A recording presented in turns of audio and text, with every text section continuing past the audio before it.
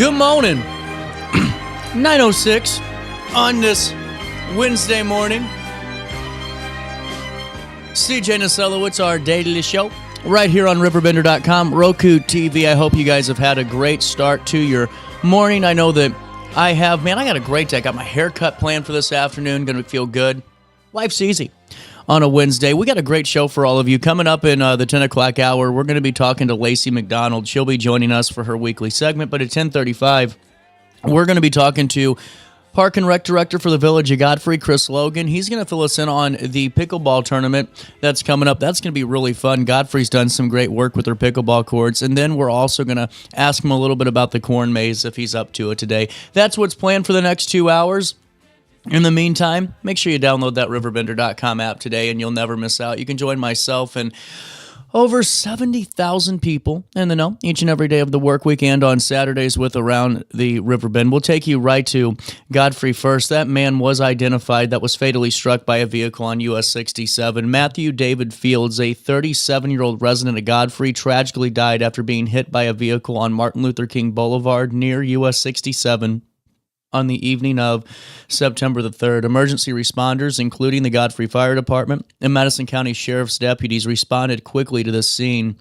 Fields was pronounced deceased by the coroner shortly thereafter. Authorities have called in the Metro East Crash Assistance Team to help with the investigation, which remains ongoing. The cause of death is pending autopsy and toxicology results. Funeral arrangements are being managed by Mark's Mortuary in Wood River. Ciara R. Young, 32 years of age of Jerseyville, has been charged with residential burglary and motor vehicle burglary after breaking into a home on North Lafayette Street and a vehicle on North Liberty Street on September the 2nd. Here's what we know. Now, Young did have prior charges related to retail theft at a local Walmart in February of last year and earlier felony theft cases this year. Her pretrial release was revoked multiple times due to failure to appear in court. Authorities have remanded her to jail pending a preliminary hearing scheduled for tomorrow, September the 11th. She remains in custody as the investigation continues. Also in the news today, during their September 8th work session, the Edwardsville Community Unit School District Number 7 did unanimously approve extensions to the Edwardsville High School track chutes following safety concerns uncovered during ongoing construction. Superintendent Dr. Patrick Shelton explained the current chutes were shorter than required, causing students to run into grass and creating potential hazards. After consulting with coaches and the construction company, the board chose to extend the chutes 35 feet to the north and 6 feet to the south, costing $25,100. Board members emphasized prioritizing student safety despite budget concerns and called for better project planning to avoid future add-on costs. Also in the news today, local authorities have charged 3 individuals from the Riverbend area on September the 4th with possession of stolen vehicles. Here's the roundup. Paige M. Keels, 29 of Granite, faces a Class 2 felony for allegedly possessing a 2010 Ford Fusion in July. Laura Williams, 37, listed as homeless in Granite City, is charged with possessing a stolen Chevrolet Silverado from the end of July.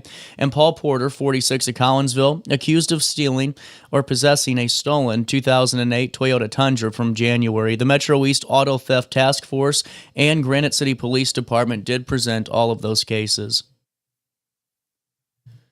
Also in the news today, in sad news, a tragic head-on collision on US 50 at St. Rose Road in Clinton County did claim the life of 65-year-old Margaret Smith of Swansea. The crash occurred around 12:38 p.m.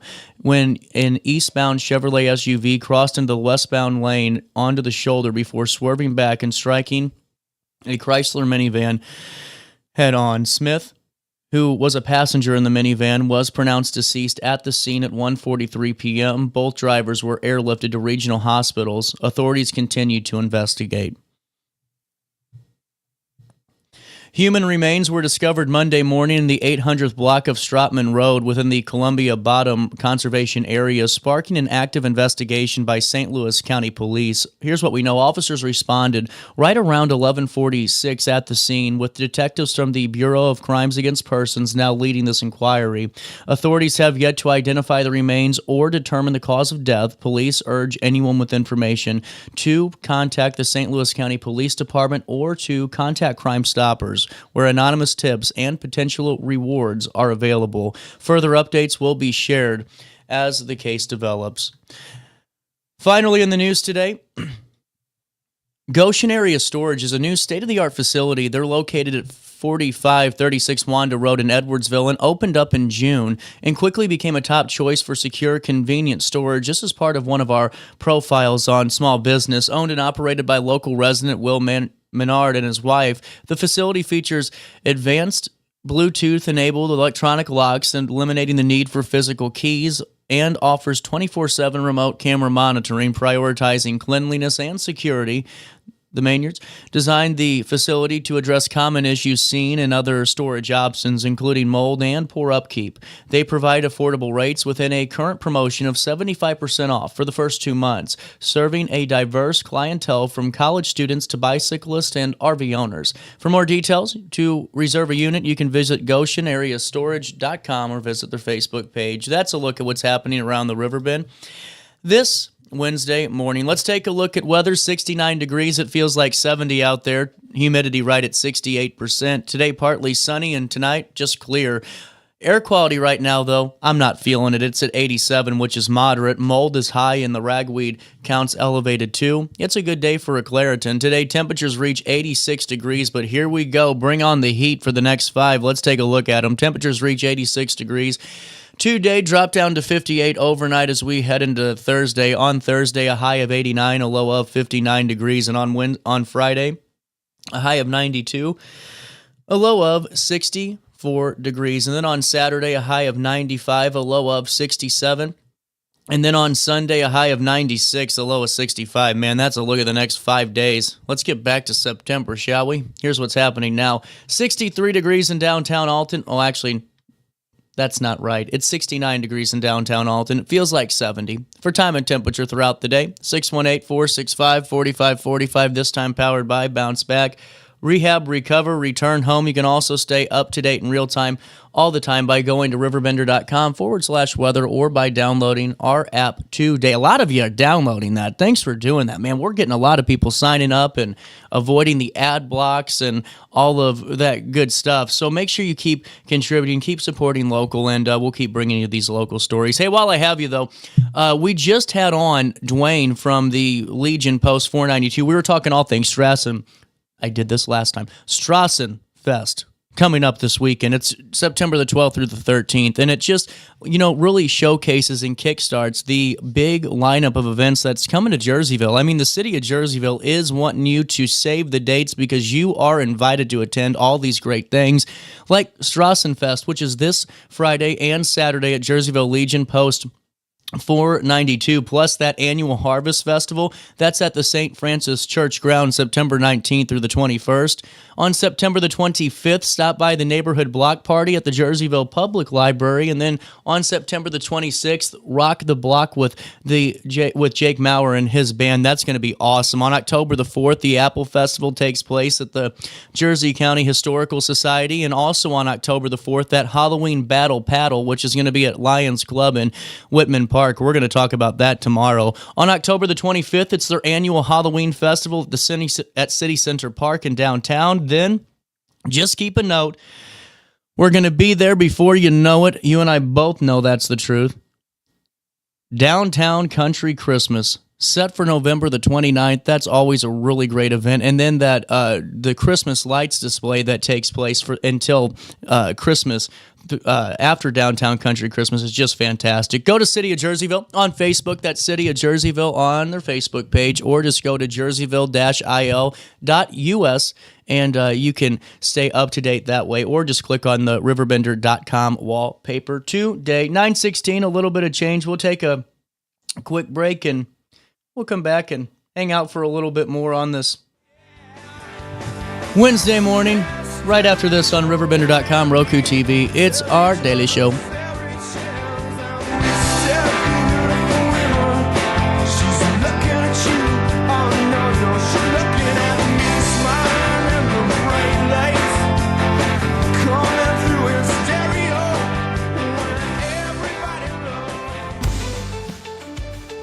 Biggest selection of pre-owned cars, trucks, and SUVs in the Riverbend, visit AltonToyota.com or stop by their location on the Homer Adams Parkway in Alton.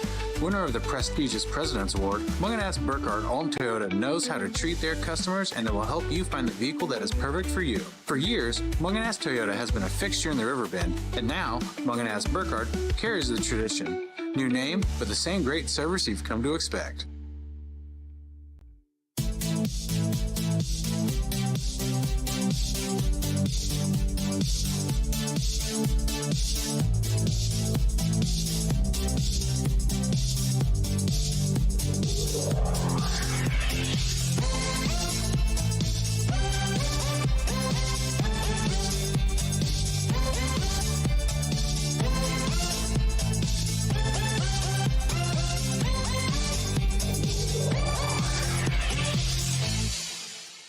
Picture This and More has been a trusted name in the Alton community for more than 30 years, with the last 3 being right here on Broadway. We specialize in quality framing at affordable prices. We also feature works by local artists because we're proud of our community.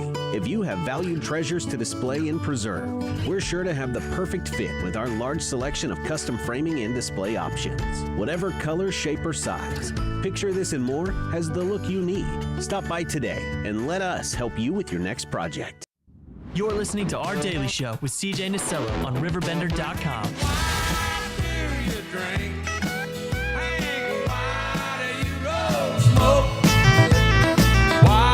9:18. Welcome back. Daily show. So, quick little program note for all of you. We had to reschedule with Lewis and Clark. We were going to be talking about workforce development, workforce training development, all of that great stuff. But we have to just table that for now. And we'll come back with them in hopefully a couple of weeks and get that rescheduled. But while I have you, the Wedge joined us a couple of days ago, and a couple of weeks ago, and so many of you have been interested in the Wedge and the Wedge building, and just asking more on it. So I'm going to take you back to that conversation I had now. This was really cool. This was with Stephanie and Scott, and this was a little bit about some of the events that are past date, but really just some of the work that's going on, the collaboration, and some of the voices that make up the Wedge currently. Great way for you to stay up to date and get some more details on the building and all that great stuff. I'll come back in the 10. Welcome back, 9:21. A little bit of change. The Wedge.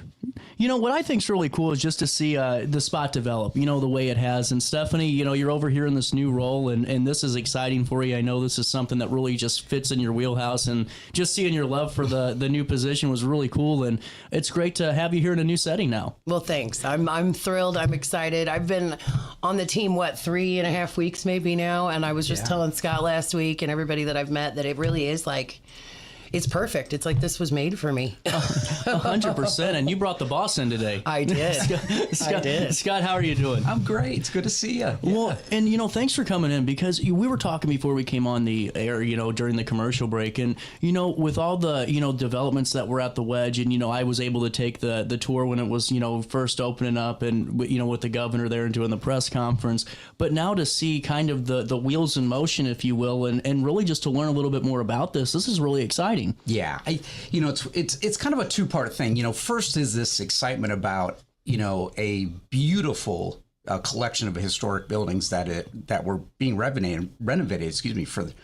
Since December of 22. I mean, so the town itself has been wondering what is going on in the Wedge, the Elfkin, right. In these old buildings. But so there is a little bit of a I'll call it the honeymoon period of this building, and it probably will continue for a while because a lot of people are still trying to figure out, well, what does this look like now? And they all want to see it. And we encourage people, come over, right? Come take a look, because you should be proud of these collection of old buildings that have been rejuvenated to be repurposed for something incredibly important for the city. But the second piece is kind of an education about, well, okay, what is the Edge, or what is the Wedge now what are we using it for? Or how can people best use it?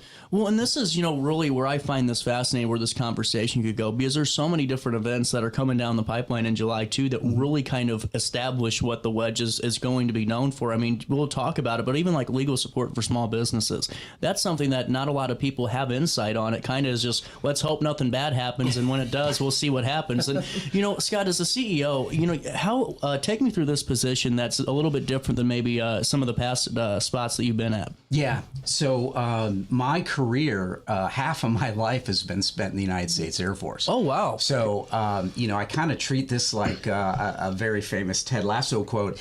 If, you're riding your horse and you're comfortable, you're probably doing it wrong. Right. So, this is true. very different for me. However, it is not so different in leading an organization. It's not so different in creating and building a team. It's not so different in being innovative in how you go about your strategy. And again, we're a for-profit organization, so we're trying to make money as well. But we're trying to make enough money so that we can, in a social business concept, which really means it's not to line our pockets. It's actually to give back in a way that's impactful to the region. So that brings a very unique strategy set. And for me, is my life flying airplanes and in the Air Force, very chaotic at times. I flourish in this environment. It doesn't scare me to have my schedule for the day and then it just blows up. Right. So things will go off the rails in a good way. Yeah. We haven't really had anything. Oh, no. I think I keep throwing things at you since I've been on the team. It's more like people will drop in or, hey, we got a group that we want to bring in. Or so it's all good problem sets. But we're also trying to figure out, okay, how do we manage this 55,000 square foot facility? I mean, this isn't a taco stand, on the side of this. Is and like you said, when you have historic buildings, with that comes, the maintenance and all of that stuff, but also just the entry from the public too. And I would only imagine like a controlled chaos is really, something that all business owners are kind of used to, and what kind of makes the Wedge really unique too, because you have all these moving parts from creatives to full, business, corporate mindsets that are all a part of this, sharing the same space. Yeah. That's it. Go ahead. Oh, no, you go ahead. The fun part of it is it's different every day. Yeah. And that's a little bit what entrepreneurial life is. I mean, so anybody who started a business or started an endeavor where they had a crazy idea and they're trying to make it reality, this is what that life is. However, you don't do it alone. That's what I like about a place like the Wedge is if you have an idea for a business and you're looking for that support, now you have a place with programming, with experts on site that you can come in and talk to and say, hey, can I get some legal advice or accounting advice or whatever specialty we're offering? There is going to be something for small business, because that's a key, I think, economic driver for this community is we got to help these folks develop their businesses so that they grow deep roots, and hopefully they grow.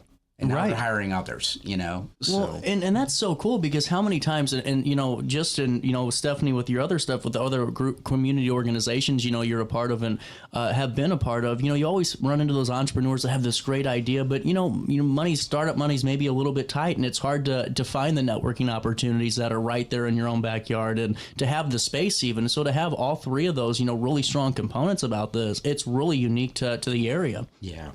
Well, and now coming down the pipeline, I saw that you guys are going to have a really cool showcase and networking event kind of during the fireworks, a little bit before the fireworks start on the 3rd. Take me through this. Well, I'm really excited about this. I know we're going to have at least 40 or 50 people on this rooftop. Great. We capped the registration at 100 because I don't think we can handle more than that. But, the rooftop space is beautiful. The partners we have at SIU are fantastic. People have the opportunity to come in and walk through with those partners, get kind of a rundown of what GeoMark is, learn more about GIS and how it's important, whether you realize it or not, to you, community collaboration labs, for data and storytelling and things that everybody can benefit from to learn more and then use that to boost their own efforts, and then stay for the fireworks because it's an awesome view. Well, and now take me through the SIUE component of the wedge. I think that's something that maybe the public has, just not, questions of, but just wants to learn more about. How did that collaboration, how does it work? And then what's that partnership look like? Yeah, so it's basically an agreement between the wedge and SIUE. We were looking for a strategic partner to kind of anchor the wedge.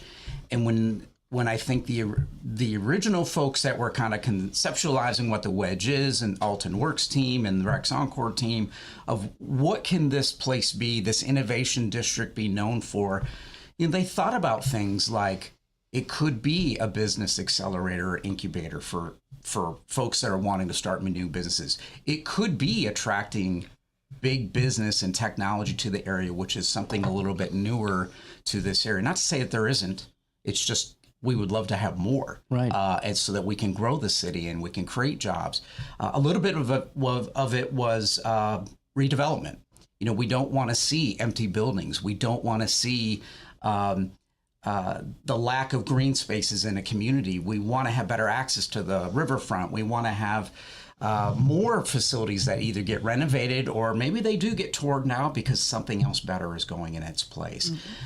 So when you look at all these facets, you're thinking about the heartland, you're thinking about health and wellness, you're thinking about hunger, food insecurity, poverty, all these things. Well, a place like the Wedge, where it becomes this kind of a collaboration lab, is a great place to have these discussions and create this strategy for, well, how do we tackle all these really wicked problem sets? Yeah. And how do we collect the right people who are motivated to actually take action? That's what the Wedge has really become. So we are now in the process of, we're about 50%, I think. Yeah. Just went over that last week. 50% occupied as far as our office space. Yeah. That's incredible. Yeah. And you would think there's a tendency for some incubators to go into one industry, like they might be all lawyers or doctors or whatever. That's not what we want. We want diversity of businesses, because when you get those people in the building talking during lunchtime or after hours, we have had probably the funnest time with them on the fringes or these break times. Or like, hey, David, did you meet Sally today? Right. She's working on something that's right in your alley, or you needed help on marketing. There happens to be a marketing company in the building. Why don't you go spend maybe 15, 20 minutes talking with them when they're on a break, or we'll introduce you, because that's what the community manager does. And we play this living LinkedIn and we connect these people. Next thing you know, they're helping each other. That's kind of the essence of what this place is designed to do. Well, I really like that. And honestly, the partnerships and honestly just the relationships that are built there, especially at that type of level too, where you're not, going to the BNI and you're saying your 5 minutes, which are fine to do. I'm not taking those away from people. And we welcome those groups to come in too. But this is such an organic way to do it, and really a way that you can truly have a relationship form. And those relationships, like you guys know, last, decades and lifetimes truly between companies and businesses. Yeah. Well, and SIUE's presence is a game changer. Again, because of this strategic partnership and an anchor tenant that we'll call it, you now bring capabilities that a lot of co-working spaces don't have. I know a bunch of folks around the country that own co-working spaces, and a handful of them have universities tied to them. I know one out in Idaho right now, very similar. They have an old building they renovated. They got some great retail space on the first floor, which is something that's coming. They've got all kinds of programs, but one of the coolest things they have is they're tied to the University of Idaho, and they have become kind of the center of the universe in the Pacific Northwest as the robotics center of excellence, if you will. So they are now bootstrapping businesses that are getting into robotics, whether it be flying, whether it be stuff that's on the ground, or whether it be in manufacturing.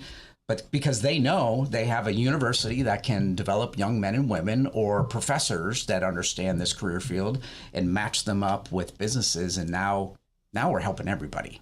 So SIUE is playing that same role. We're just trying to define what are the needs of the community and how best to utilize talents like geospatial and predictive analytics and sustainable communities experts, as well as the rest of their portfolio. Right. You know, so we invite the rest of the SIU team here as well. Well, and I think it's such a great point too, because I mean, you're only as good of a leader or good of a business than the people you surround yourself with, you know, and to have passionate folks that truly are, you know, passionate over, maybe it's robotics, but it's a little bit of a nuanced thing where it's a niche, you know, when you have that one person that truly understands it, you get 5 of those on your team, life's looking pretty good fast, and you're able to really grow that way. That's interesting. Yeah, I'm a fan of you stack the deck as best as you can, especially if you're starting a new career or you're trying to retool yourself and work on personal growth, or maybe it is starting a business. Yeah. You cannot go into these things alone because Google will only help you so much, right? So I've been there. I've started a business out of my spare bedroom, and I found myself wanting to be around people who understood how to set up an LLC. Yeah. Or, you know, how do I do my marketing and branding, and do you know how to set up a website? You know, do you know somebody? You know, so you, again, instead of having to search, now you have it local. Right. And there's people here who want to help. Well, and what I think so cool is you could have some folks too that maybe have been in business for a couple of decades, you know, and they just haven't really adapted to the newer technology, because I mean, the last couple of years have been kind of a whirlwind when it comes to how you can truly grow your business, and you know, SEO and, you know, all that stuff is really important. But how do we do it? You know, is my logo infringing on someone else's copyright that I didn't know about? All those things that we would never think about are now getting brought into where, you know, you can go and do those $5 Fridays if you've been in business for 30 years, just to go and meet with some people and say, guys, I don't know where to start with this new internet thing. You know what I'm saying? Like, I hate to sound so kind of blunt about it, but I'm just thinking of some of the folks that are truly been in this town, you know, for so long with those established brick and mortars or those established services that, you know, maybe don't get that much attention to internet or that much attention to marketing or any of those really important factors. Yeah, there's more people I've talked to, I would say, in the last week that just, you know, Scott has said this over and over. You started in your basement or your garage, and that works for a little while, but then you're tired of looking at those walls, and, you know, you're digging for plugs and extension cords and those kind of things, or the dog's barking, or the kids are, you know, distracting you. Co-working is a concept that I think people really, who understand it, they really get it because they're frustrated with what they're dealing with. They're dealing with sensitive information. So going to a Starbucks or a Germania isn't possible, because if my laptop is seen, I'm violating HIPAA laws. So, you know, we've got spaces for that where you can keep that privacy and keep your information secure, not to mention the unfailable 10G broadband that's in the building, because I have never seen anything that's this good. Yeah, it's going to be big. So yeah, that's just awesome. That's really cool. I will say too, you know, there are existing businesses out there who have employees who are remote. Yeah. And this is the other thing that, you know, it may sound like a pitch, but I want to be able to help those businesses, because some of them, you know, they do have employees at home. Those employees are actually suffering a little bit, because I've talked to those employees. I've done executive coaching with those employees. There is a little bit of, I'll call it work depression, if you will, because you do not have those connections around you. However, maybe your situation prevents you from being at the actual headquarters building for Monday through Fridays. There might be certain things going on in your life. So there's great reasons why companies allow remote working. And it's not a new concept. This thing has been around. Remote working has been around since IBM started. Right. So matter of fact, they were one of the largest companies that almost 40% of their employees were remote workers back in the 60s and 70s and 80s. Wow. So it's not a COVID. So this isn't new. However, what I would say to those businesses out there, that have maybe remote employees out there, if you want to get them into a little bit more professional environment where we're paying for their internet, the food, or the plumbing, the electricity, they're in a professional environment now. They can take a call in a Zoom room or a conference. We can remove the distractions for them.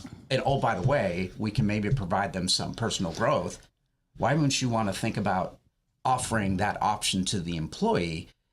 And we've got a place where they can come to now and work professionally and get after what they're supposed to be doing. Absolutely, 100%. I mean, really, and I want to keep that conversation going because that's such a fascinating one because to me, remote working, it seems like for everyone I talk to, it starts really great until maybe the rhythm starts to falter a little bit, and it's like, well, how do I get back on track? And so let's take a quick break. It's almost 9:40. We'll come back and talk about the upcoming events at the Wedge. There's some really cool stuff that we can all be a part of. We'll stay here. You'll stay there on RiverBender.com and Roku TV. Throughout all life stages, you need someone in your corner, guiding you on your health and wellness journey.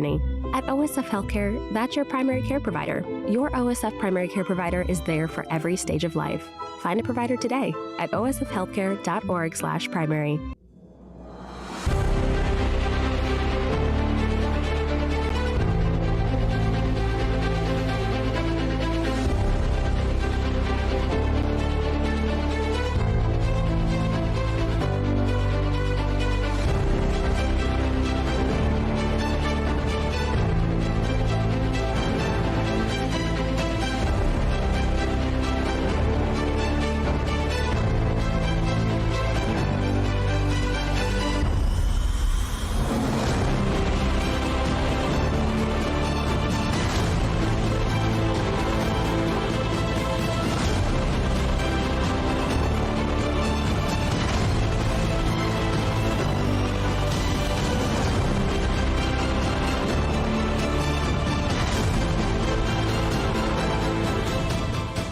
Since 1993, Sparks Junk Removal is always adapting to the needs of our clients. That is why we now offer weekly trash pickup for selected areas. Plus, we offer driveway-safe rubber-tired dumpster rental. Give us a call today at 618-781-1407 or visit us at sparksjunkremoval.net. When I got in the car accident at the ER, they gave me a prescription of hydrocodone, and over time, it took more medication to mask the pain. I moved over to drug seeking and found heroin and fentanyl. I went to the Centerstone rehab facility, and it was the best decision I ever made in my life. I have my own car.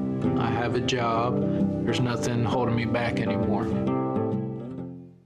Attila Fest is coming to Alton Amphitheater on July 26th. Presented by D. Smith Promotions, hosted by Reason to Doubt Podcast. Don't miss your chance to see Big Boogie and Boozy Badass live on stage with special guests Dirty Muggs, Borderline, Marquise Knox, and NKG Band. For VIP and slots, call Queen at 314-967-8999. Attila Fest. Don't miss it. You're listening to Our Daily Show with CJ Nasello on RiverBender.com.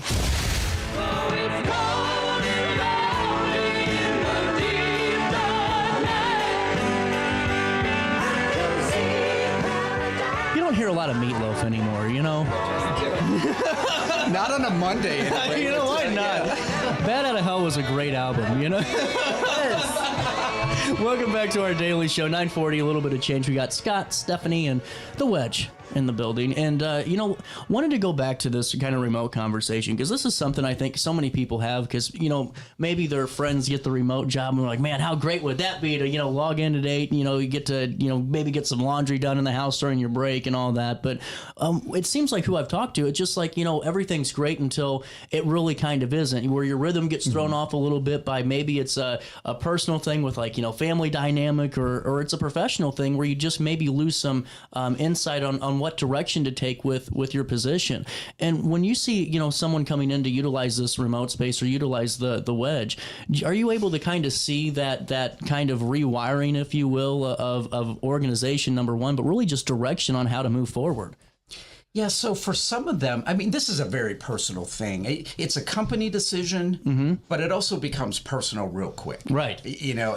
And we did learn that in COVID. I mean, so many organizations, even at the Air Force Base, at Scott Air Force Base, when I was the commander of the base, we weren't in the office all the time. Like if I could run a meeting out of our home where we could get the distancing that we required, or maybe people had stuff going on, we did. So we got really good at virtual meetings, even managing crises in a virtual fashion instead of going to like the emergency operations center where we all have to get in a tiny room like this and we're all piled in there. And no, we can manage this remotely and actually be far more efficient. I think it only lasts so long, though. Yeah. You know, and again, it'll last maybe a month for some people, could last a year for others. And there's a debate whether you're more productive or not. I'm not going to get in that because I think, again, it's very personal. I completely agree with you. And the individual knows if they're really productive. Right. I mean, we all that's an internal thing that we can say to our boss as much as we want. No, life's looking good, but we all go, I really could have gotten a couple of more proposals, or I could have gotten this done today. You know what I'm saying? 100%. Yeah. Well, you know, take me through some of the folks you've met along the way, just in the Wedge, before we talk about some of these events. You know, I'm sure there's all different types of walks of life and all different types of interests and business backgrounds and acumen. Just take me through some of the folks that you both have been able to encounter along the way. Well, the first one I got to talk about is Woodlake Entertainment. Yeah. You know, they were one of the first tenants beyond SIUE kind of moving into the building.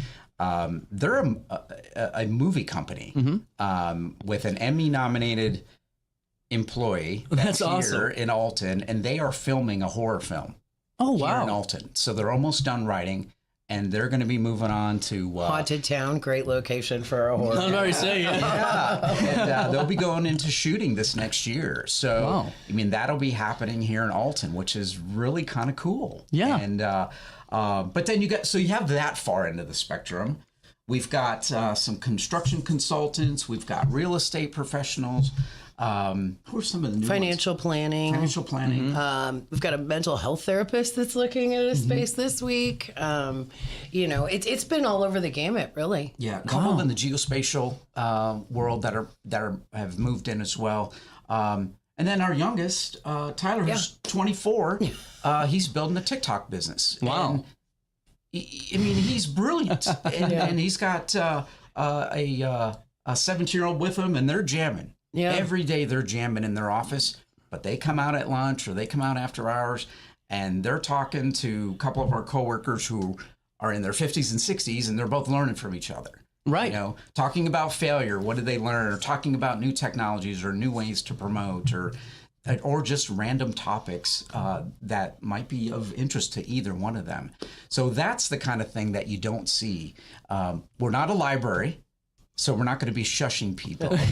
So we're not a coffee shop, although we get great coffee from. We do have the coffee that's wonderful. Oh, wow. Yeah, David comes over and fills us up. So we do offer that on site. But we kind of blend all of that together where we're trying to make sure you've got resources. However, we're also letting the community in the door. Right. We have a lot of nonprofits that have already utilized conference room spaces. I mean, we had the Rotary Club for the National Prayer event in the original bank meeting on, I think it was like a Friday. We had about 50 to 60 people in the building for that. The Leadership Council of Southwestern Illinois just did a kind of I called it education session about data centers and artificial intelligence and why that's such a hot development thing right now. Now, is Maine still a part of the Wedge that is a Midwest AI network that I was talking with Emily about? Is that still? So originally it was just, it's been conceptual to this point, you know, as we've kind of explored really what Maine is. And the problem, I'll be very honest, the problem with the acronym Maine right now, it's something that's used by a lot of different universities and entities. Gotcha. So we've kind of pulled back a little bit from that and said, not that we don't want to get into AI. Matter of fact, we're looking at creating an AI course where it can help your small business with different facets of systems. And we use AI to do some of our marketing and content creation as well. What we want to look into is, okay, let's start asking the very first question. What do we want it to do, and for whom and for what reason? Right. So let's get the end state right. Right. And then let's build on that instead of, I think, just kind of coming up with this grand concept and really not understanding where we're going with it. So it's not dead. It may come back in just a different name, in a different form, but we want to get a little bit more focused on maybe it's AI for community revitalization. Right. Like That's something I don't know a lot of organizations are doing right now. If I can figure out a way to make the line at the DMV a little bit faster and more efficient, maybe that's a good thing for AI to figure out. Definitely get people on your team, right? Yeah. Well, and I think that's just really interesting too. And it's great to hear. We aren't hitting the gas pedal just on every idea. It's really about refining and focusing on what better serves the Wedge, its partners, and the community at whole. I think that's great for the public to know about. Yeah. I think that's one great thing about Scott's leadership is it's thoughtful. Yeah. That we're not just going to have an idea and say this is what the community should be. It's better than me, Scott. I would have thrown it at the wall, and if it's stuck, we're good. Look, I ain't gonna lie. There is some spaghetti on the wall, but you have to. I mean, in this environment, you got to throw something up there just to start. Mm-hmm. Figure out what sticks a little bit, and then you got to start getting intentional. But I think the real place you got to start is listening. Mm-hmm. You have to actively listen to the city, the community. Now, I will say, because we're all victims of this from time to time. Sometimes we don't know what we really need. Mm-hmm. Meaning, we didn't know we needed smartphones until a guy like Steve Jobs first pulled this out of his pocket and said, it's a music thing, it's the internet, it's a phone, and he started going through it. Next thing you know, we can't live without these. It's become almost like your child. It's an extension of you. Yeah, you're looking for it, right? I'm not saying we're going to reinvent something like on the level of an iPhone, but I think when we look at community, when we look at programs and ways that we can help the community, I think we got to be very intentional, but we really have to listen a little bit more than we just go do. But eventually we do have to get after action, because there's one thing I've learned in the Air Force is I hate sitting around talking about problems. Yeah. Right. So we want to move out. Yeah. We want to go after it. Let's figure out a way through it. And you know what? If we're going to fail, we fail big, because you learn big.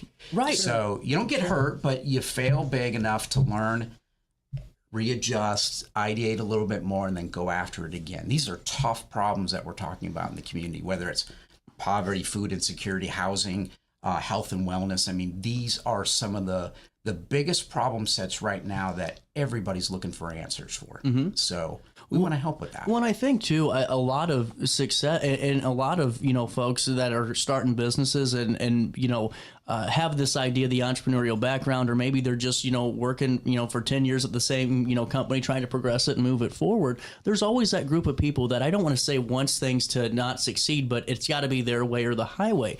And I think that with the Wedge, and I think what's so important about the conversation about the Wedge is that I think you're getting the public to think about, number one, business in a different way, but also community collaboration in a different way.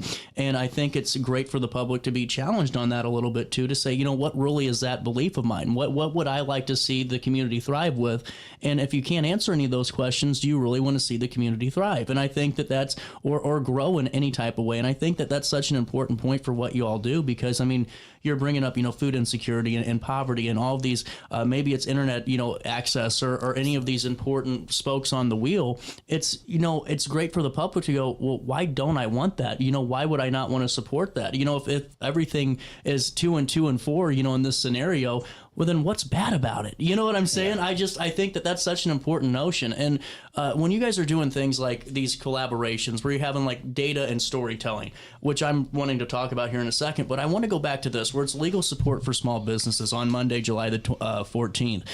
This to me is what I think is so cool, because we have seminars and we have networking opportunities, but really to have an hour and a half of true learning and really growth, especially in things that, are kind of confusing when it comes to legal support and just, how do I get the LLC, or how do I, market my, how do I protect myself effectively? It really does help people that maybe have been in business for a couple of years and never thought about it. Yeah. Take me through this one. What are we going to learn? Well, I think free legal advice is something that is valuable to just about anybody. It won't be from me. I won't be the guy there. But I think the cool thing about these labs and these collaboration settings for all of these seminar situations are that, you can get a smaller group of people in a room with an expert who you can ask direct questions to. Yeah. And maybe someone else asked a question that you didn't think of, and you hear that answer, and that becomes valuable, and it gets you thinking differently. Mm-hmm. So I think that's really an asset that people can utilize and really take advantage of, and it will benefit them. That's just, the obvious thing. I mean, I'm a community person. I come from nonprofit spaces. Workforce development is important to me, economic development. So I think this just speaks to, it's one way that we can really offer something in a beautiful space, let me mention, because I'm telling you, until you get in there, you do not understand the love that went into making this what it is amazing. So, I know that I don't think as creatively sitting on, as much as I love to sit on my back deck with my laptop and do some things sometimes. The dogs are barking, the neighbors are mowing their grass. I came from a work from home situation. I worked from home quite often. And I, at first, was a little hesitant. Am I going to want to go to the office every day again? Yeah. But I love coming to work. I love the people I get to talk to. I love these programs and being able to talk about them and growing that community. I think that's, the more people come in for these types of things, the more they're going to start to really see what value the wedge can really add. Well, and honestly, it's just the attitude shift, and really looking at things in a different light that, let's try it and see what happens, and I think that's such a great mindset to have also. And I wanted to get it because we're running out of time. On July the 16th, there's another community collaboration lab. What's this data and storytelling? I mean, this is really fascinating to me. So this series that Dr. Connie Spurlock has started with her graduate assistants as well and her students, They pick a topic every month. Okay. So like the first month, they brought in just a set of data that they had on Alton that one of the students had put together. Everything from, how many males and females are in Alton? I mean, just starting with basic and then going through some different community data sets. And they basically just put it in front of us and said, look at this. What are your thoughts? What do you think about when you see this data? And I thought, what a wonderful exercise, because we all infer different things about the data we see, right? The whole point was to have a discourse, not a disagreement, not a debate, a discourse. The difference is, in a discourse, we are all listening to each other, but we're respecting what we think we see in the data. And then we started talking about all kinds of different ways that maybe we could tackle some things. This one, I do believe, is they're going to dive deeper in the data, but how to use data to actually tell a story, which might be a little bit more impactful or evoke emotion for maybe wanting to get you involved. Yeah. Maybe wanting you to pick up that leadership role and say, I'll go do that and I'll help build a team. Or maybe just being part of it. But a lot of times we throw data out in numbers, but there's no real context behind it. Yeah. How did we get here? Yeah. And what do we think are some potential courses of action that we could take? They're not all going to be right. They're not all going to be easy. We may be choosing the best, worst decision in order to move forward. That's a tough thing to do because a lot of these problem sets are humanistic. They're complex. And so it gets emotional, it gets personal. But you just said it, in a place like the Wedge, we're kind of wired for connection. We want to just get you together so we can have this discussion and discourse in a comfortable space, not at City Hall. Right. Right. And I don't have any... No, you're right. No I get what you're saying. To that. Yeah. But it's people that can get together without anybody kind of decision-making at the top. Let's just come up with an idea. But once we have it, maybe that's what we take to City Council. Because we have a better story. We have a better shot of maybe now pushing this initiative across the finish line. Sometimes we lose on those things when we don't tell a good story. That's really interesting. Well, and honestly, I think sometimes, maybe not for every business, but from my understanding, just, there's always a solution or always something to be the answer for. We could be the solution for something, whether or not it's financial planning or, real estate or, networking or making your own TikTok channel. What are you trying to be the solution for? Yeah. And I think you hit on it so importantly, because sometimes we see numbers for the first time, especially if we're new to business. We're like, man, look at this, this is great. But there's no context behind it. We don't really understand what the data truly means. We just see numbers in front of us, and we don't understand as young entrepreneurs or new entrepreneurs, what are we trying to solve? We're just seeing all these different, Alton's 48% female, or I don't know what the number is, but you know what? It's the fact that of... actually might be pretty close. It's close. We were just talking about that. It's like 60, I think, but Dang it. I am not going to the boat today, Stephanie. That wasn't close. But I just think it's fascinating, though, because you're learning it. It's truly understanding what that means. It's not just looking at your Facebook analytics and going, well, look at this, we're pulling about equal. Is that really what you need for your solution? Are you truly helping anybody with what you're targeting right now, or how can you refocus? I think that's all really important stuff. Well, yeah, and I think with that, to that point, it's like the data doesn't tell the story like the people do. Right. And if you can use that number that's on this piece of paper that's arbitrary to anyone who doesn't understand it, you make it personal to what is actually going on in their lives, give them some control over the narrative. Connie put it in, making invisible voices visible. And I think that data has the power to do that if it's used in the right way. But, a lot of times we just plug something into AI and think that's going to be it. And it's like, no, wait, hold on, back up. Maybe there's a different way to talk about this. And we carry our own biases into these things. Right. Like our own worldviews of what might be what we consider, let's just start with right or wrong, but it might be broader than that. But we do carry in something. So to be able to listen to somebody else's inference on that data, it's really important. We've had tough things either go through in this town or not go through. The last one was the mixed housing, right? Yeah. There are all kinds of feelings about that, and sure. I don't want to get into that discourse here, but there are some things in the story that I don't think were adequately told. That's my personal opinion. Right. That's nobody else's opinion. I just remember what it was like as a young lieutenant. I can't afford a house. I'm barely making enough. I was making $400 every 2 weeks as a brand new lieutenant in the Air Force. Wow. I could afford a 2-bedroom apartment that was not very good, $250 a month in Knob Noster, Missouri, right near the base. I can't buy a house, and I know that there's people in the community that are like, we need people to buy homes. I'm like, I do too. I would love that, but I can't afford that as a lieutenant. I didn't buy my first home until 8 years into the Air Force. Right. But that starter apartment helped me leapfrog to that home.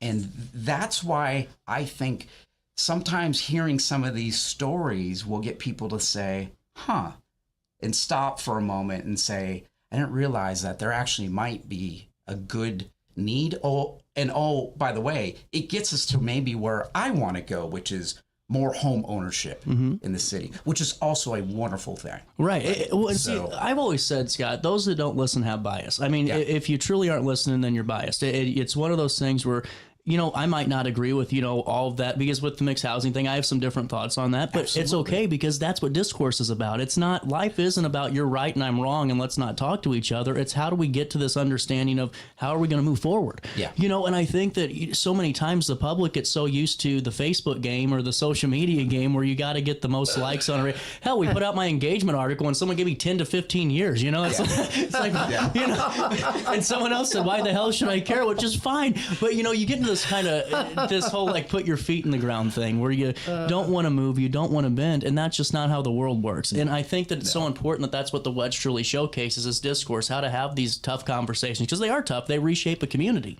and it's really cool that you guys are bringing this all back in. And we just hit 10 o'clock here in downtown Alton. That's your top of the hour note. You're watching this on RiverBender, but the Wedge and SIU Partner Showcase and Networking event's going to be Thursday, if I do get paid to read correctly, July the 3rd, from 5:30 to 7:30 p.m. Now, this is monthly, correct, on the first Thursdays? It is a monthly showcase. Little different programming. I think we may switch things up, but monthly everybody gets to come in and do this. The beauty of this time is that you get to stay for the fireworks. Well, you happen to be on top of the roof. And looking really cool too. Beautiful. It's such a beautiful community. But it was a great experience last month. We had probably 45, I would say, ish people out that night, and it makes for a long day for Scott and I. but it was when you wonderful. End it like that, exactly. Yeah, who's complaining at that point? Exactly. So. How do you get tickets? How do we register? You can register online. We have an Eventbrite set up, our social media or our website. Either one We'll get you to the registrations. We do ask that people register. While it is free, we still need to know how much food to bring and have for everybody. So I would encourage everybody to follow us on social media anyway. You know, that's going to be a shameless plug. Because if you want to know what's going on at the Wedge, that's going to be a good source for that. I know you are just as well aware as I am that most people get their news from social media as opposed to I don't know, Stephanie. We have a lot of people on Riverbend. Well, and I keep coming here because you guys obviously have a following. I'm just giving you. But you're right. It is social media, and it's so important too. Well, your social media blows up. You know what I mean? There's a reason. There's a lot of people that are paying attention to this. It makes me humble though. I'm like, why do that many people care? You know, in a good way, because it makes you feel good. But also, you're right. It's the new wave of doing things. Well, they trust you, and this is a trusting place to be, and that's what I love about this. Well, I think the Wedge is too. I mean, it really is, because if you're hearing this for the last 40 minutes that we've been talking, I mean, I don't think that there's any way that you raise your hand to this and go, man, I still don't know. You know, if you were ever I'm like, I just don't understand it, because everything's about building a partnership, whether it's with the community, it's with, you know, the folks that are investing inside the Wedge with that office space, or, you know, being a part of it, or just folks that are kind of just lingering and maybe just, you know, a little bit more curious on how they can be a part of it. It's all beneficial, you know, and I think it all helps the community going forward. So with that being said, what's your final thought just right now on the Wedge this summer going forward, and really just the next couple of months for the big, beautiful space?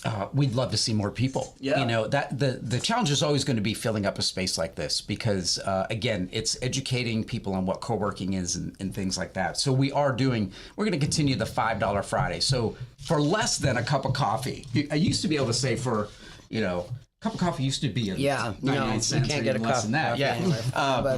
But I would say for $5 to come into a building and be able to work all day, and you've got access to printers and fiber 1 gigabit up and down Wi-Fi and just great spaces. You can pick a different space every hour to work. I can't think of a better place to come to. We also reduced our rates for co-working memberships. Oh, wow. So much like a gym membership, you can sign up month to month, or you can sign up for a whole year. Those are now $200 a month for month to month. But if you sign up for a year contract, it's $175. Oh, wow. So that means we are paying your electric bill, your air conditioning bill, your Wi-Fi bill, your printers, all the paper you need. So we have that stuff there for you. And you actually get access from 6 a.m. to 10 p.m.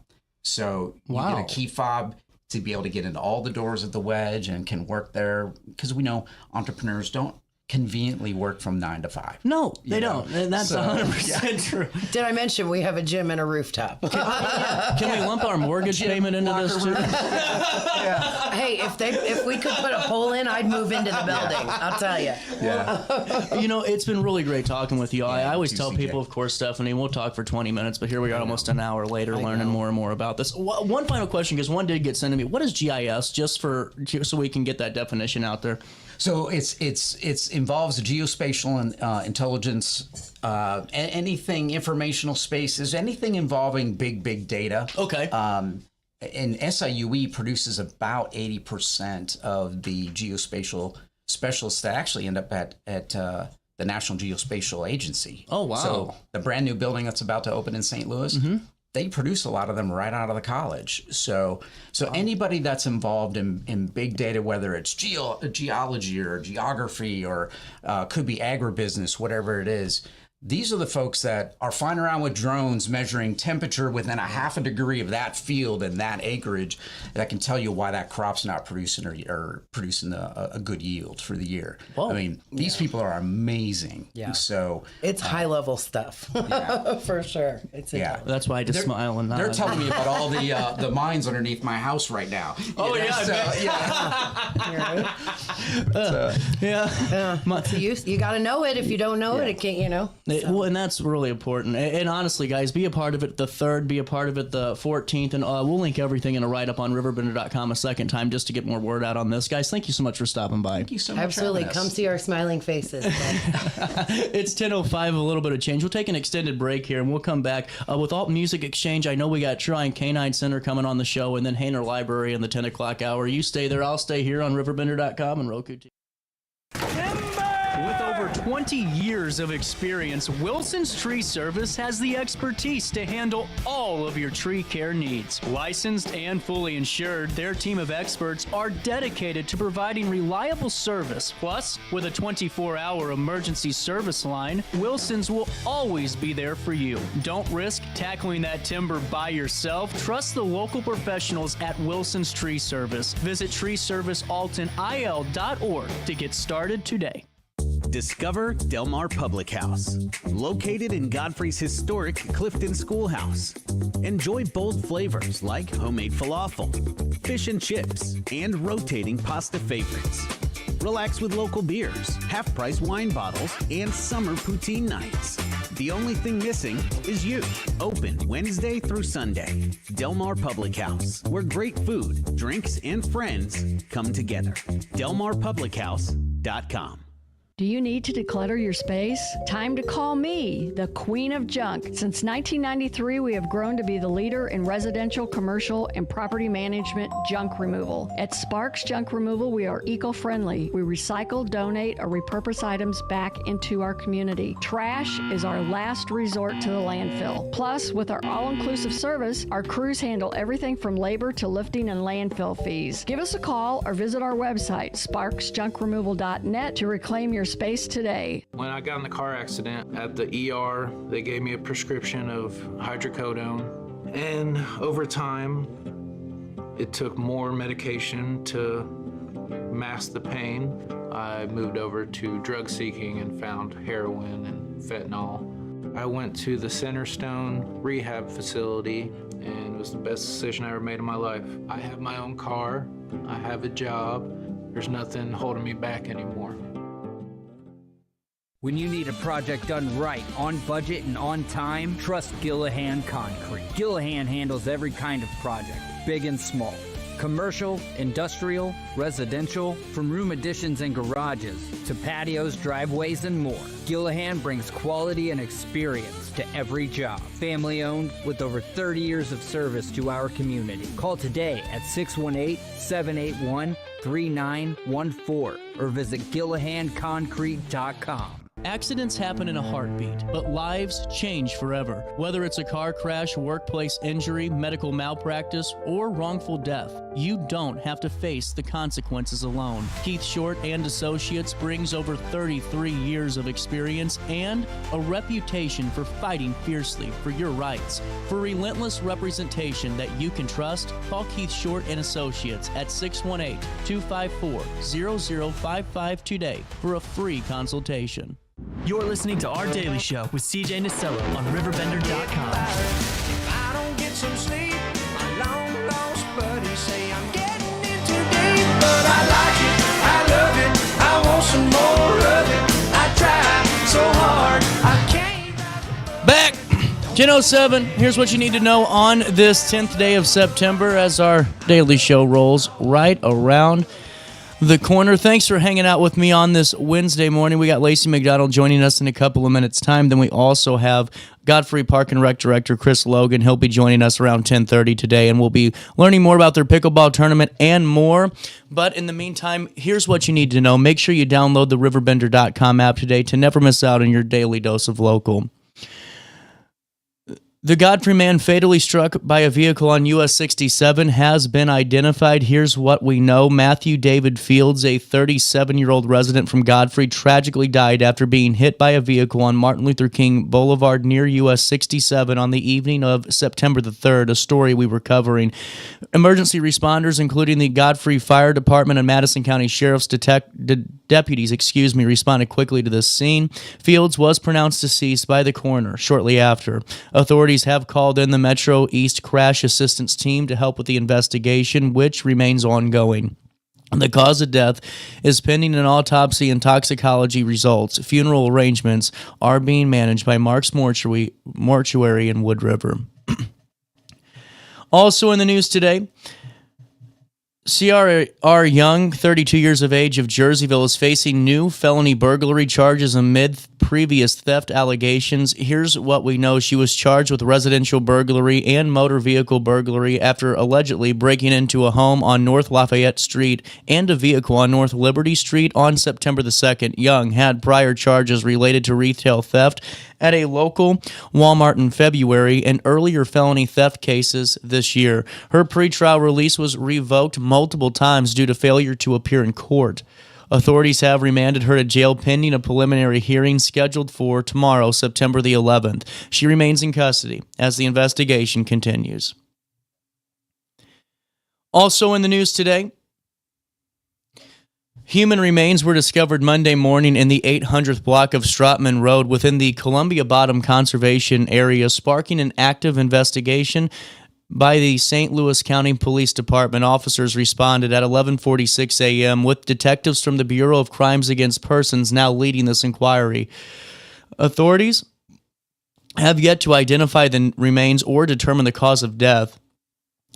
Police are urging anyone with information to contact the St. Louis County Police Department or Crime Stoppers, where anonymous tips and potential rewards are available. That's a look at what's happening around the Riverbend this morning. Let's take a look at weather. I am not taking you through the extended forecast because after today, I'm just kind of getting sad again. 95 for the next 5 days. That's all you got to look forward to. Today, temperatures do reach 86 degrees and drop down to 58 overnight as we head into Thursday. On Thursday, a high of 89, a low of 60. On Friday, sunny skies, a high of 92, a low of 64 degrees. And on Saturday, partly sunny skies, a high of 96, a low of 68. On Sunday, we start our week with a high of 95 and a low of 67. That's a look at the next 5 days. Let's get back to fall, and here's what's happening now. It's 73 degrees in downtown Alton. It feels like 76 for time and temperature throughout the day. 618-465-4545, this time powered by Bounce Back Rehab Recover. And return home. We're going to take a quick break, and we'll come back with Lacy McDonald right after this one in the heart of the 618. Accidents happen in a heartbeat, but lives change forever. Whether it's a car crash, workplace injury, medical malpractice, or wrongful death, you don't have to face the consequences alone. Keith Short and Associates brings over 33 years of experience and a reputation for fighting fiercely for your rights. For relentless representation that you can trust, call Keith Short and Associates at 618-254-0055 today for a free consultation. Plenty of car dealers, plenty of options for people to choose from. What's your formula for success, right? Number one, you got to have a good bank, you got to have a good team, and you got to have loyal customers. It takes all three of those in order to make something work. In a town like the size of ours, a good relationship with our customers is very important. You want them to know this is a place to come, just like you guys want people to know Carrollton Bank's a place to come. Discover Del Mar Public House, located in Godfrey's historic Clifton Schoolhouse. Enjoy bold flavors like homemade falafel, fish and chips, and rotating pasta favorites. Relax with local beers, half-price wine bottles, and summer poutine nights. The only thing missing is you. Open Wednesday through Sunday. Del Mar Public House, where great food, drinks, and friends come together. DelMarPublicHouse.com. I just got a new air conditioner. Top of the line. I bet mine's better. It's so efficient and quiet, I hardly know it's running. I've got you both trumped. I've got a Linux. So do I. Barrett Heating and Cooling carries Linux products to meet any budget. Don't gamble with your energy dollars. Call Barrett Heating and Cooling and start saving today. Lennox. Innovation never felt so good. When you need a project done right, on budget and on time, trust Gillahan Concrete. Gillahan handles every kind of project, big and small. Commercial, industrial, residential, from room additions and garages to patios, driveways, and more. Gillahan brings quality and experience to every job. Family owned with over 30 years of service to our community. Call today at 618-781-3914 or visit GillahanConcrete.com. What's up? It's Mike Keith. What's up, bro? What's good, my guy?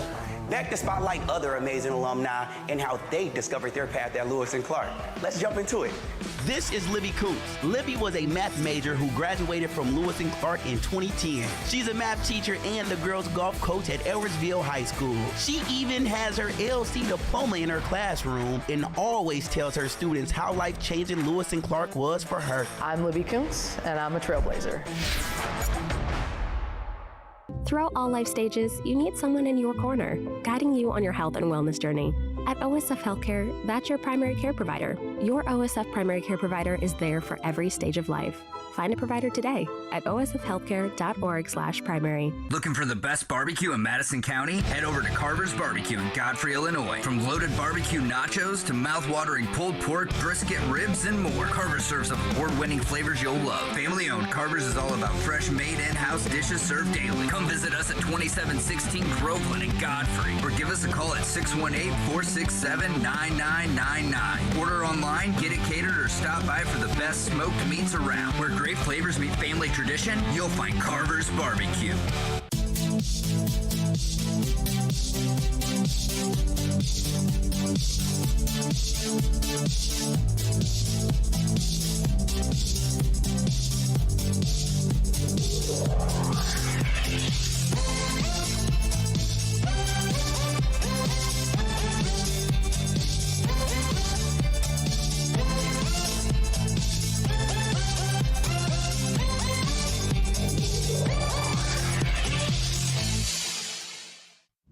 You're listening to Our Daily Show with CJ Nasello on RiverBender.com.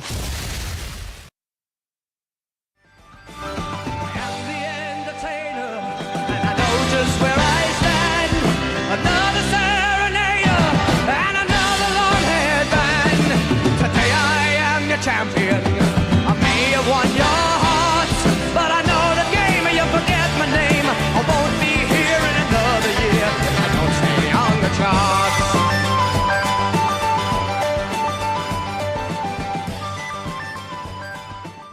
Damn. How far over on the music was I? I was like on the back catalog there. Welcome back.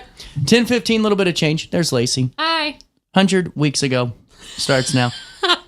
Does that be what? Not even 2 years ago? I've run out of stuff from 100 weeks 1925. I'm going to do 100 weeks ago from now on. Man. You know, question. Did they do a lot of reporting on crime back then? Yes. Did they? Yes. Okay. Interesting. Do Don't know you- why. do No, you I have don't know why. further questions? I feel like a lot of our stories are kind of crime, you know, or kind of sad. So what you were really asking is, are the stories we talk about a lot of crime because there was a lot of crime that they reported on, or if I just personally was interested in and writing about crime? Yeah. No, I try to do a mix because there was a lot about crime, and sometimes it was interesting and sometimes it wasn't. Really? Well, I mean, like all crime. Like there weren't any like serial killers gone rogue in 1925, you know, like leaving messages around or anything like that?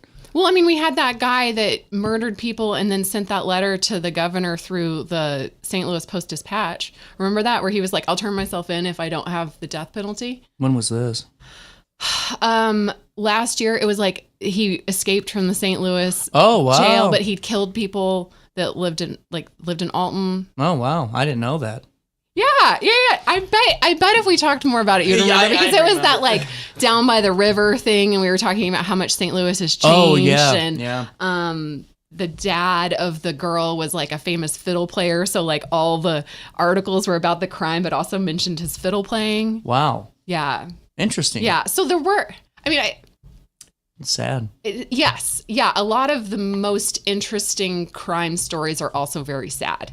Like you don't have a lot where they're both interesting and nothing really bad happens. Yeah. Unless it's like, you're right. Like a lot of the prohibition stuff is both interesting because of It's like the way Robin we're looking Hood. at it Yeah, now. it's like the Robin Hood era. Right. Because we have such a different like relationship with alcohol than they did in the early 1920s. That one is one where it's like more fun to talk about because it's both interesting, and in a lot of cases no one was directly hurt. Yeah, I didn't know I had an interview with the Marquette students today. Is this supposed to be right now? Could have been. I don't know. I didn't get anything on my schedule. Oh, okay. Well, let me know if you need me to shorten we're things good. up. So Okay. what happened though 100 years ago? Okay, yeah, 100 years ago, I wrote an article about 100 years ago when the Alton High Band, basically it was just like an overview of their summer because they did a whole bunch of stuff. Their director had just left on a like all summer honeymoon. He had just gotten married to his name was B.L. Johnson, and he had just gotten married to Florence Yoxel, who was the girls' physical education instructor at Alton High. So I don't know if they met through their job at Alton High. I assume so. But they got married. He went off out west. And so the band planned to take a break, but they had so many requests from different organizations and different events that they ended up doing like twice a week practice. The George A. Ryder, who was the choir director at St. Paul's Episcopal Church, stepped in to be their leader for the summer. So they had, someone to help coordinate things and help with practices. And they basically just went all over the place. Really? Yeah. That's so cool, though. Yeah. And honestly, Alton really has had such a great history with their band. Yes. And I mean, this was less than a year after the band even formed. No kidding. So like they just jumped right into things. But yeah, they were the only band to march in the parade through the streets of St. Louis when the Cardinals celebrated the Golden Jubilee of the National League in June. And I'd mentioned that before when we talked about the Knot Holers gang. Very friendly gang of guys. Yeah, very friendly gang. So, and that was the Golden Jubilee of the National League. It wasn't the Golden Jubilee of the Cardinals because I was trying to figure out dates on that. But yeah, they were the only band. That's so cool. Yeah. And wow. Not even a St. Louis high school. It's Alton. It's fantastic. Mm-hmm. Good little history note for us. Yeah. Let's take a break. And that way we can get reset here and then we'll come back with more, okay? Okay, sounds good. Coming back with more next. For the biggest selection of pre-owned cars, trucks, and SUVs in the Riverbend, visit AltonToyota.com or stop by their location on the Homer Adams Parkway in Alton. Winner of the prestigious President's Award, Munganast Burkhardt Alton Toyota knows how to treat their customers, and they will help you find the vehicle that is perfect for you. For years, Munganast Toyota has been a fixture in the Riverbend, and now Munganast Burkhardt carries the tradition. New name, but the same great service you've come to expect.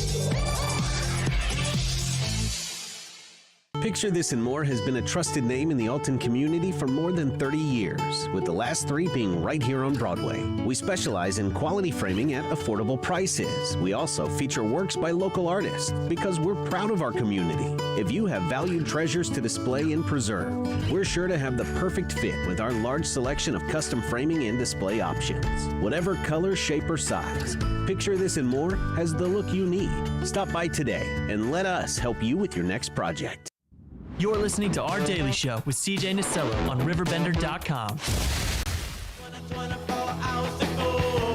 I wanna be sedated, nothing to do, nowhere to go home. I wanna be sedated, just put me in a wheelchair, get me on a plane. Hurry, hurry, hurry, before I go insane. I can't control my fingers, I can't control my brain. No. Welcome back. 10:22. Man, I think I should just do a show like that from now on. Like my commercial break shows. Oh, yeah. Just start throwing everybody under the bus. We figured out. So I was freaking out. I think we can break because they knew something was wrong. Yeah, because you kept looking and I kept looking. They get a sense. I was a dummy. I completely forgot. Riverbend CEO. I'm on the board of directors, which is a great group. I was a part of that group when it first started. Yeah, I remember that. I don't remember it, but I remember you telling me. Well, they were talking about doing a pickleball tournament, which is kind of new, a newer event for them, and also a newer time in the year to do it. It's really early, but they're just rocking and rolling. Like they're just like exceeding all these expectations, so it's really cool. And then Chris Logan booked the time, and I'm like, oh, okay, it's a pickleball tournament for Godfrey. It's the Riverbend CEO pickleball tournament at Glacebrook Park in Godfrey. I felt good about that. I felt like Sherlock Holmes. Back with Lacy. Because the students showed up. Yeah, so that's why. I said it wasn't just one school. It was me being like just out in left field again. Again. Again. Oh, man. Not good ahead of my meeting. With that being said, let's see. Back to the band. Yeah. You know, was the ABOB program started at that time too? Like the band and orchestra builders? Oh, I don't think so, because they had just started. So, I mean, not like officially the way that it is now, where they're doing, you know, the auction every year and stuff like that. Because I know that there's an incredible amount of support now for the Alton High Band and Orchestra. And there was an incredible amount of support in 1925, but they were still just kind of figuring it out, like from a community standpoint at that time. So okay. Yeah, no, I mean, it started in 1924, and they immediately started, like, I don't want to say fundraising, but they ended up getting like new uniforms and stuff pretty quickly after that. And in the picture Good for them. that I put in here, yeah, they've got official uniforms. They had like capes. Was and the stuff. community pretty supportive of them right off the bat? That's awesome. Super supportive. No, this is a silly question. I don't want to say silly question because it's not. By the way, people are picking up on the Lyman Trumbull statue thing. I don't know if you saw. I threw it out there on a couple of. I just wanted to know. Yeah. I think a lot of people are like, you know what? Let's trumble it up. Trumble it up. There we that go. That could be the theme. But getting back into this, were there a lot of extracurriculars besides, like, was theater a thing at Alton School District or Alton High School? Was there even a school district in 1925 Yes. Like, it wasn't just individual schools that all worked? Okay, so it was a district. No. Okay, No, that's there's interesting. been a school district since the mid-1800s. No kidding. Yeah. Wow. Well, because that's with all, like, the segregation and stuff. Oh, like, okay, gotcha. That all happened. Makes sense. Yeah. But, yes, there were some sports. But it was football without a helmet. Football. I think they had those leather helmets at least. Just a facade. There was basketball, because we talked about the girls' basketball team, but they didn't, like, the girls' basketball team only played other teams at the school. They didn't play outside the school, whereas the boys did.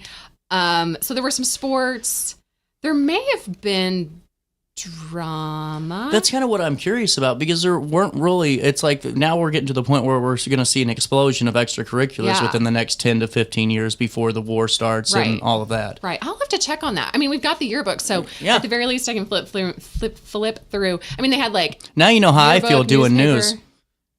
Just when there's two tricky words back to back. Oh, yeah. Oh, man. If it's through. a serious news story, I'm like, please don't do this today. Please don't do this today. And then Ron Burgundy happens, and it happens, and I get really sad.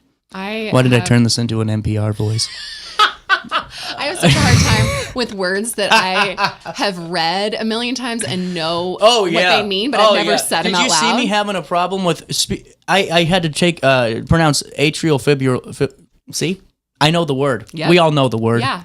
Fibrillation, right? Atrial is it fibrillation?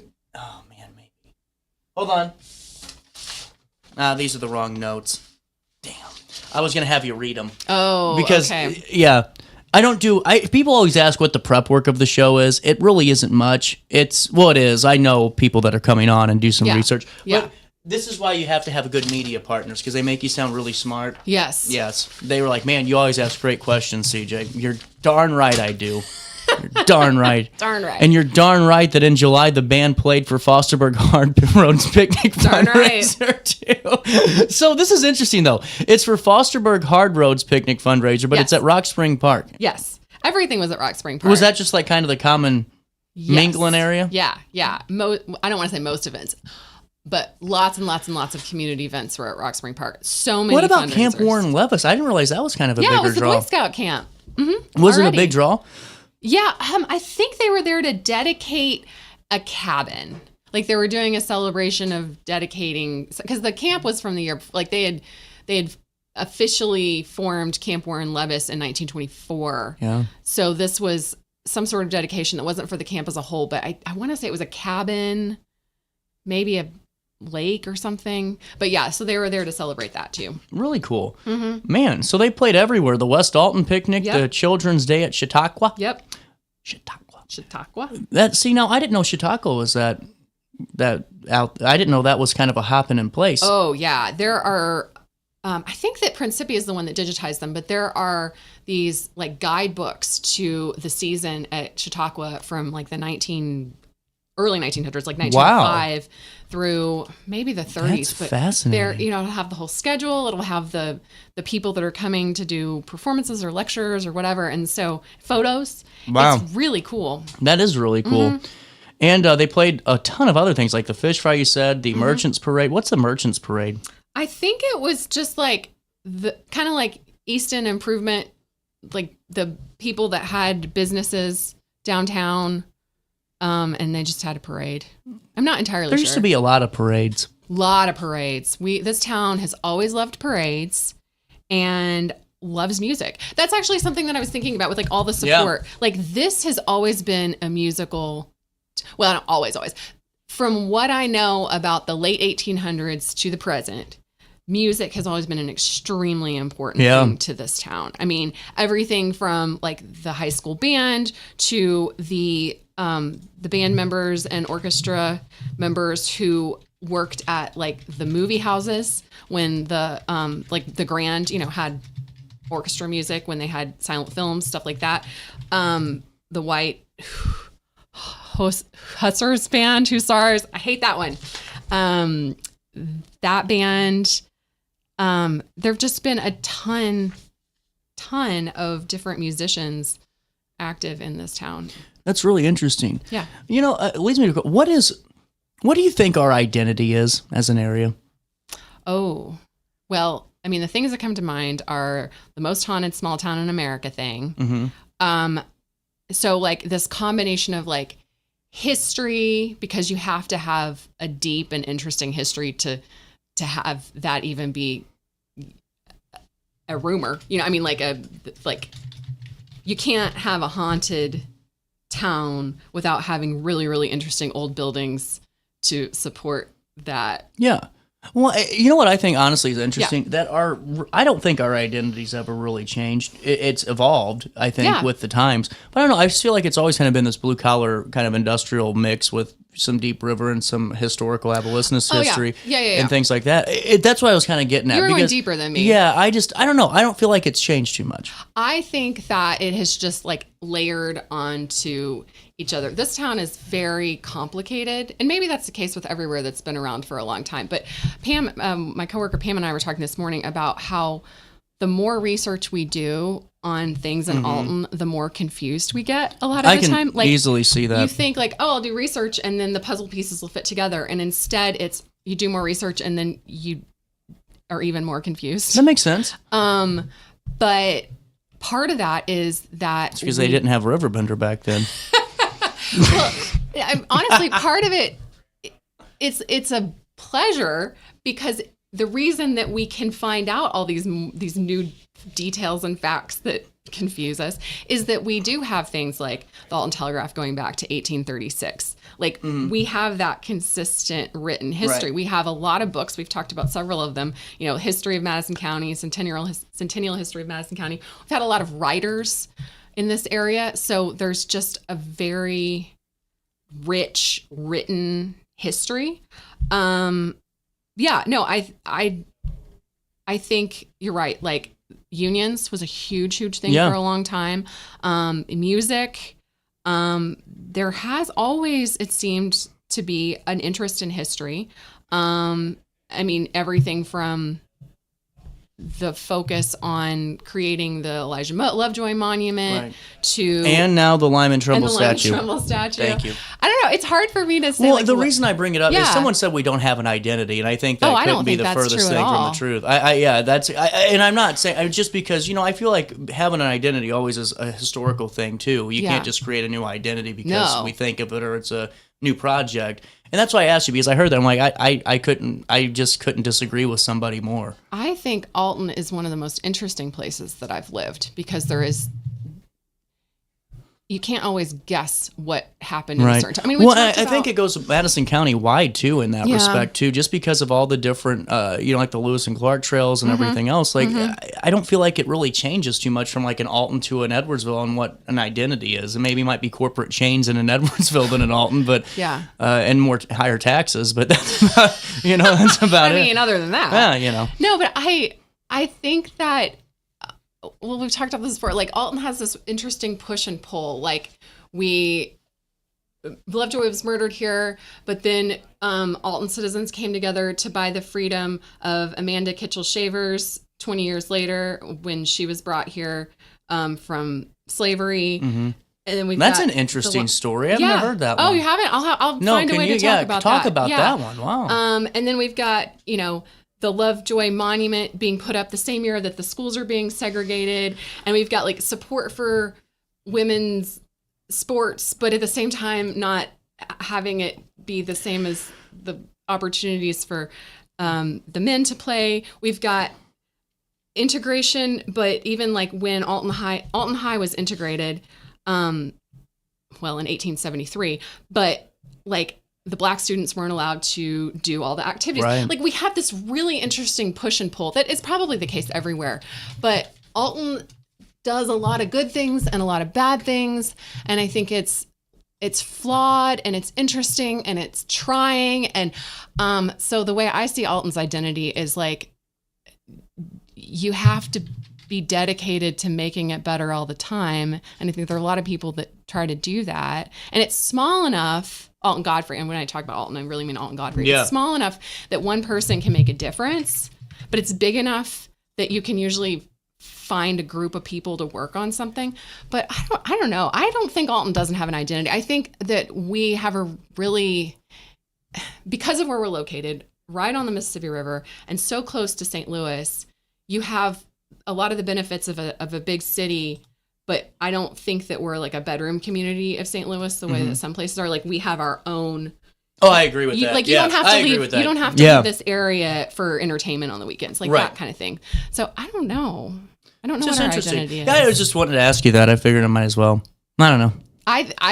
Because I'm always thinking about it in a historical way, but I also feel like there's so many opportunities here. Well, I feel like that's the way to look at it. I feel like you can't look at an identity without it being a historical thing. Yeah. I mean, just because, I don't know how to say it. Just because, Las Vegas is now adding sports teams doesn't mean their identity is they're a sports tourism destination. Their identity is always going to be an entertainment destination. Right. You know what I'm saying? And I think that's what happens now. It's like we put a shiny new toy up and we're like, oh, that's it. And it's like, no, it's a component of what we already have. So you have to have your historical, identity or your historical definition to form that identity. And then... Yeah. Well, and it informs the way that you build as a town, too, because like when Rufus Easton platted Alton, he had the riverfront as public property. Right. So we can look at what things were done in the past to see why things are the way they are today, or so that we can respect that and have that continue to be public property instead of, not. Just interesting.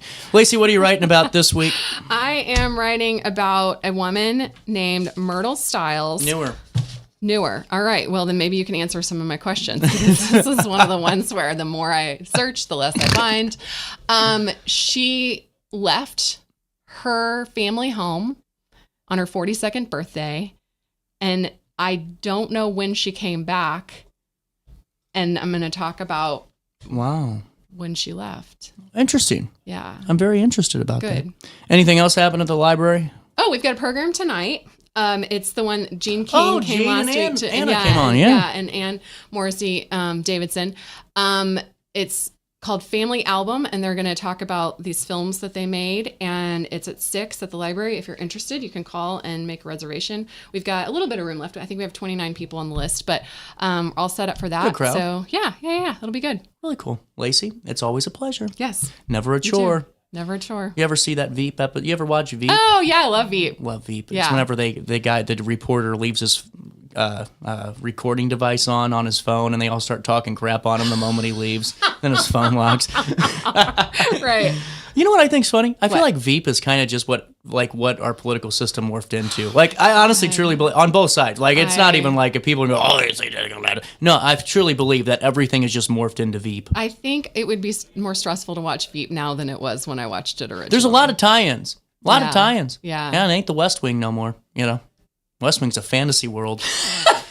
We'll take a quick break. Daily Show comes back to you on a Wednesday morning. We're going to talk to Chris Logan and the Riverbend CEO program. I'm on their board of directors, and we're going to talk about their upcoming pickleball tournament, and I need you to get your spots filled up and help us help them raise some money. With over 20 20 years of experience, Wilson's Tree Service has the expertise to handle all of your tree care needs. Licensed and fully insured, their team of experts are dedicated to providing reliable service. Plus, with a 24-hour emergency service line, Wilson's will always be there for you. Don't risk tackling that timber by yourself. Trust the local professionals at Wilson's Tree Service. Visit treeservicealtonil.org to get started today.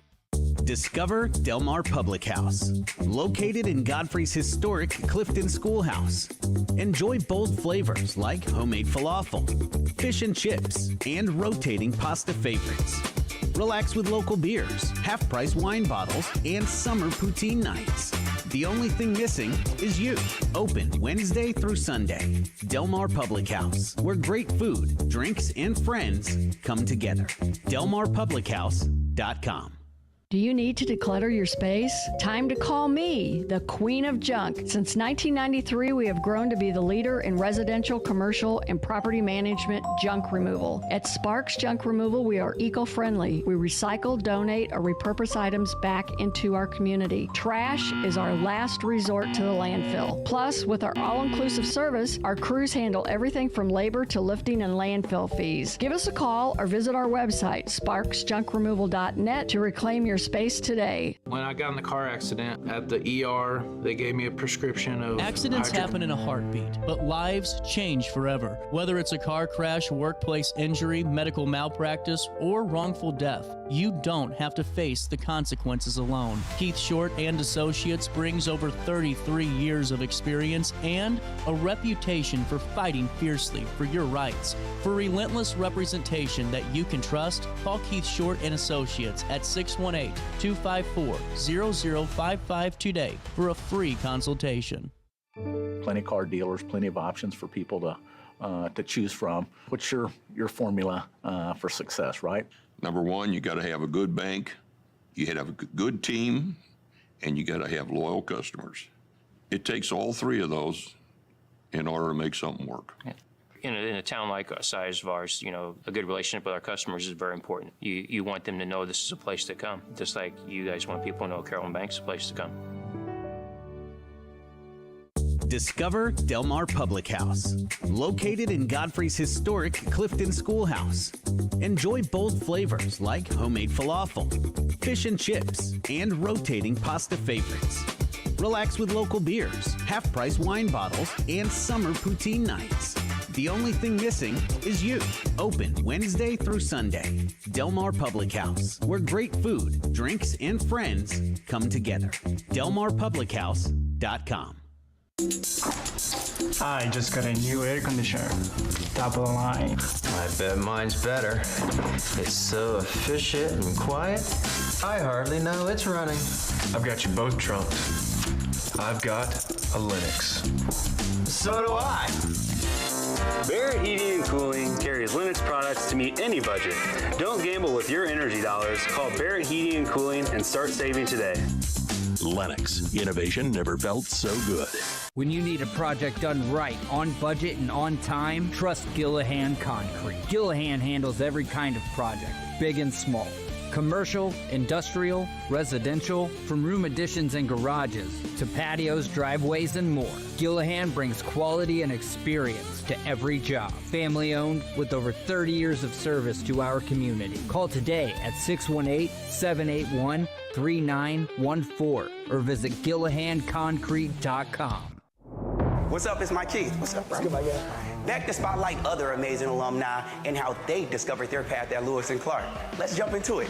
This is Libby Coots. Libby was a math major who graduated from Lewis and Clark in 2010. She's a math teacher and the girls golf coach at Edwardsville High School. She even has her LC diploma in her classroom and always tells her students how life-changing Lewis and Clark was for her. I'm Libby Coots, and I'm a trailblazer.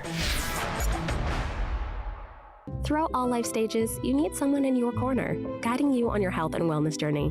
At OSF Healthcare, that's your primary care provider. Your OSF primary care provider is there for every stage of life. Find a provider today at osfhealthcare.org/primary. Looking for the best barbecue in Madison County? Head over to Carver's Barbecue in Godfrey, Illinois. From loaded barbecue nachos to mouth-watering pulled pork, brisket, ribs, and more, Carver's serves up award-winning flavors you'll love. Family-owned, Carver's is all about fresh, made in-house dishes served daily. Come visit us at 2716 Groveland in Godfrey, or give us a call at 618-467-9999. Order online, get it catered, or stop by for the best smoked meats around. Where great flavors meet family tradition, you'll find Carver's Barbecue.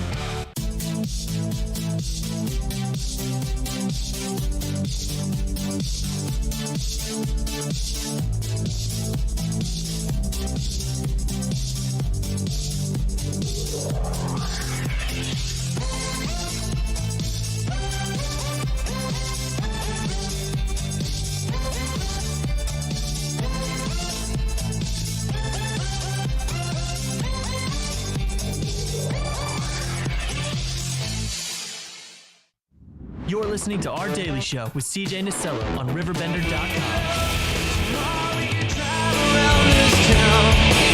Let the cops chase us around. Past this gonna something might be found to take its place. Hey, jealousy. Hey, jealousy. Hey, jealousy. 10:44. Welcome back. Daily Show. On a Wednesday, it's the 10th day of September, and we got a whole kit and caboodle of students in here. We can't even see everybody. The Riverbend CEO group is in the studio. We got Maddie, Allie, Juliana, Finley, Joey. Did I get everybody? I was getting nervous. I messed up something in an interview. We were just talking at the board meeting. You guys are off to a really great start with Riverbend CEO this year, and really great that you are, because it was a transition year for the organization, and you guys really just excelled with this badge program you were doing, and man, rock and rolling it. So now you decided that wasn't enough for this semester. You wanted to add on another one, and you're doing a pickleball tournament October the 17th and 18th at Glazebrook Park. This is cool. Who came up with this idea? I think we all.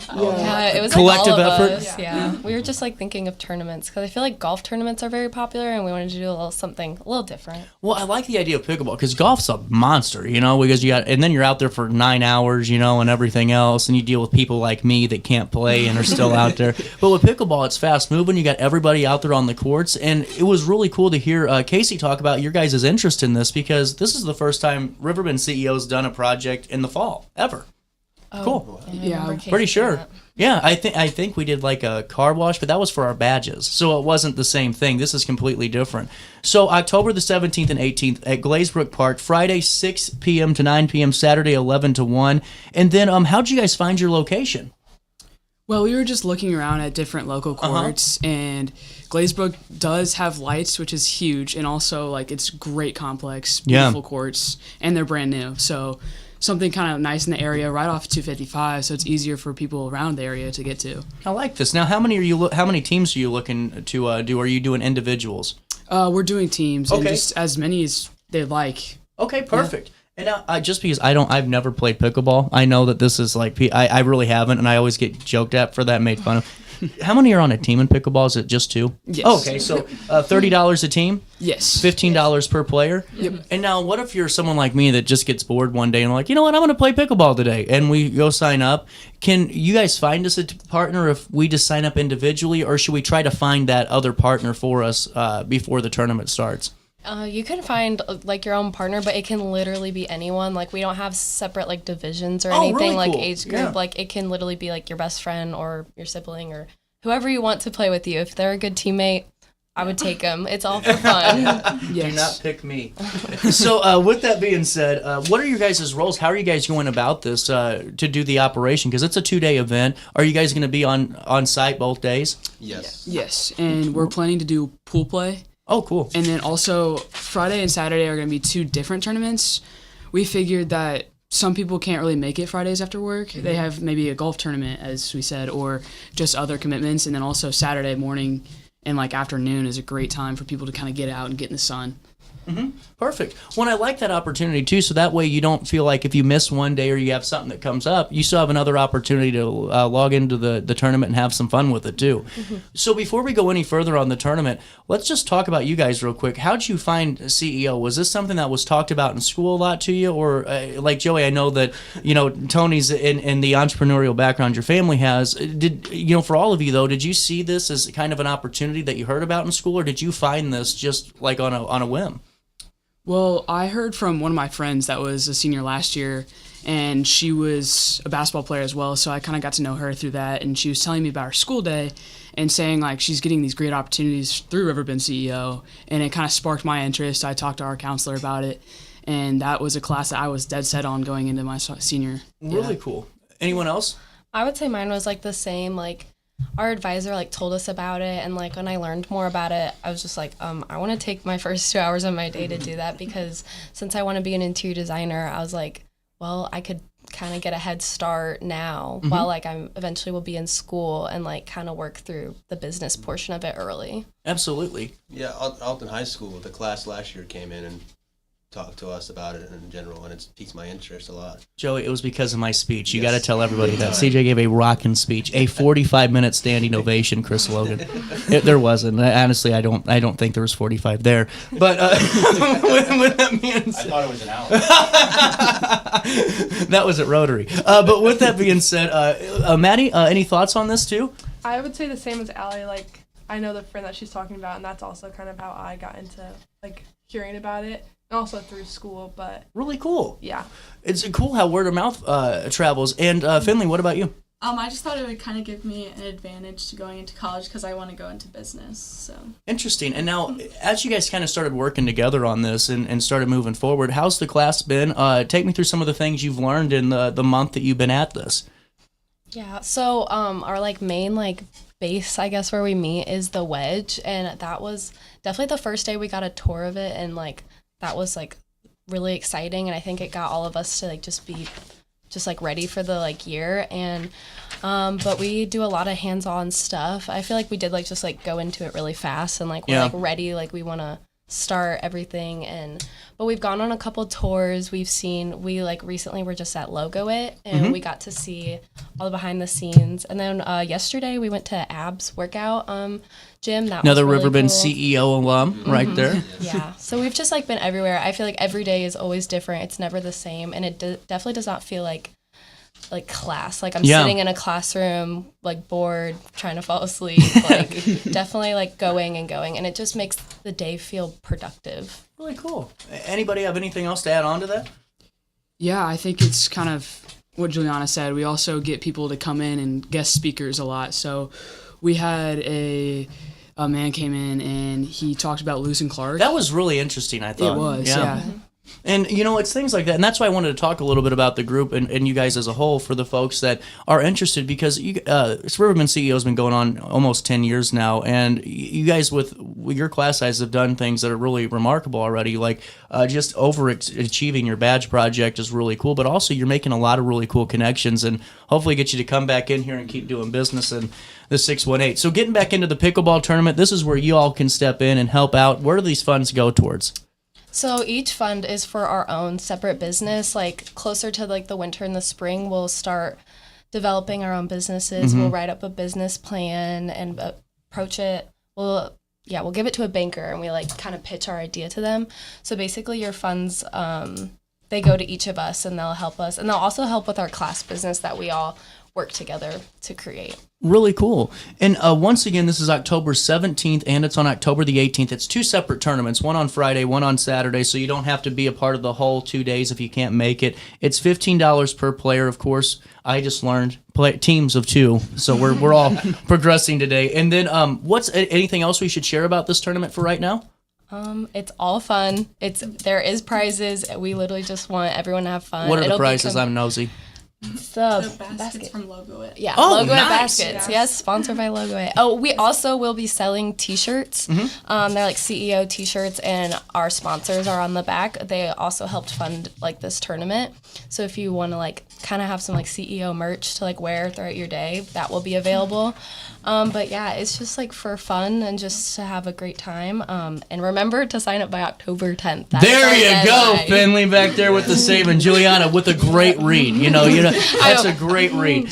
Sign up by October the 10th. October the 17th and 18th are the big days for the Riverbend CEO fundraising event for their pickleball tournament. And make sure you sign up. We'll link everything in a write-up on RiverBender.com. We'll bring that QR code out to the articles. You can just click on it and go sign up. And then I know we'll be talking again just to learn more about you individually and your business interests too. So thanks for stopping by, guys. Thank you. Thank you. Yes. We'll take a quick break and we'll come back with Park and Rec Director for the Village of Godfrey, Chris Logan, because Godfrey's got a pickleball tournament too. It's Pickleball Fever right here on RiverBender.com. With over 20 years of experience, Wilson's Tree Service has the expertise to handle all of your tree care needs. Licensed and fully insured, their team of experts are dedicated to providing reliable service. Plus, with a 24-hour emergency service line, Wilson's will always be there for you. Don't risk tackling that timber by yourself. Trust the local professionals at Wilson's Tree Service. Visit treeservicealtonil.org to get started today. Discover Del Mar Public House, located in Godfrey's historic Clifton Schoolhouse. Enjoy bold flavors like homemade falafel, fish and chips, and rotating pasta favorites. Relax with local beers, half-price wine bottles, and summer poutine nights. The only thing missing is you. Open Wednesday through Sunday. Del Mar Public House, where great food, drinks, and friends come together. DelMarPublicHouse.com. Do you need to declutter your space? Time to call me, the Queen of Junk. Since 1993, we have grown to be the leader in residential, commercial, and property management junk removal. At Sparks Junk Removal, we are eco-friendly. We recycle, donate, or repurpose items back into our community. Trash is our last resort to the landfill. Plus, with our all-inclusive service, our crews handle everything from labor to lifting and landfill fees. Give us a call or visit our website, sparksjunkremoval.net, to reclaim your space today. When I got in the car accident at the ER, they gave me a prescription of hydrocodone. And over time, it took more medication to mask the pain. I moved over to drug seeking and found heroin and fentanyl.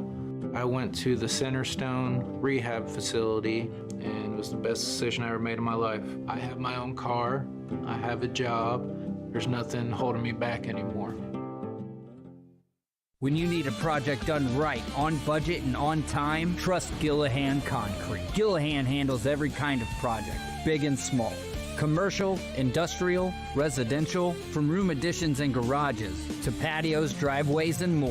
Gillahan brings quality and experience to every job. Family owned with over 30 years of service to our community. Call today at 618-781-3914 or visit GillahanConcrete.com.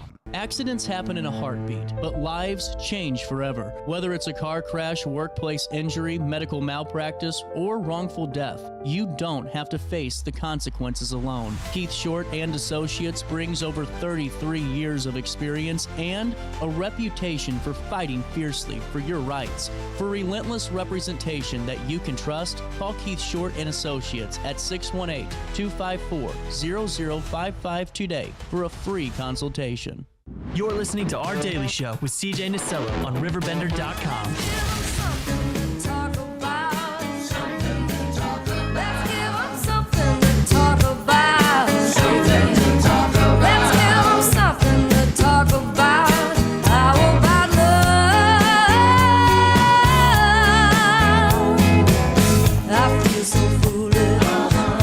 That's why I don't turn the microphone on until I'm really ready to go here. Welcome back. Pickleball Fever continues. Man, those kids are sharp. You're saying that. You're right. They are really sharp kids. They're so impressive. It's really, really fun, and it's awesome you get to work with them. Yeah, at levels. I just met them for the first time, and I was very impressed. They all had great poise. They stood up straight. They looked me in the eyes. Yeah, answered the questions. They weren't nervous. It was awesome. No one realizes kids are going places. How lost of an art form the handshake and eye contact is. It really is something incredible. And now you guys have your own pickleball tournament too. So there's tons going on at Glazebrook Park. Absolutely. When's this one? So this is going to be a tournament we put together. This is something that the mayor and I have been talking about for a long time. Mm-hmm. Other groups have held tournaments out there. Right. The boss says, we should have our own. I said, you know what? Let's do it. Let's do it. That's right. So it's going to be, we're going to call it the Glazebrook Open. Uh-huh. It's going to be October 4th through 5th. It's going to be a Saturday and Sunday.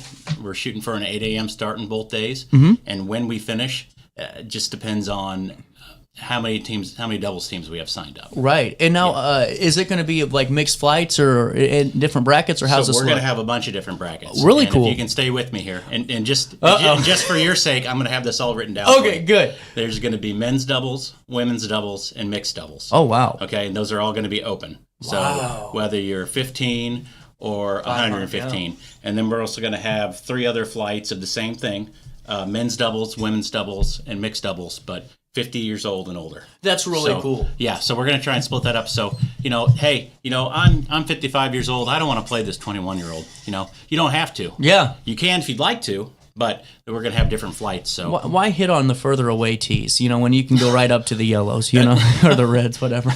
I like that. But I really think it's cool that you guys mix this up because you have so many players out there. It's crazy to see the traffic at the pickleball courts. It really is. It is still so popular. Is it really? Wow. No, it's so popular.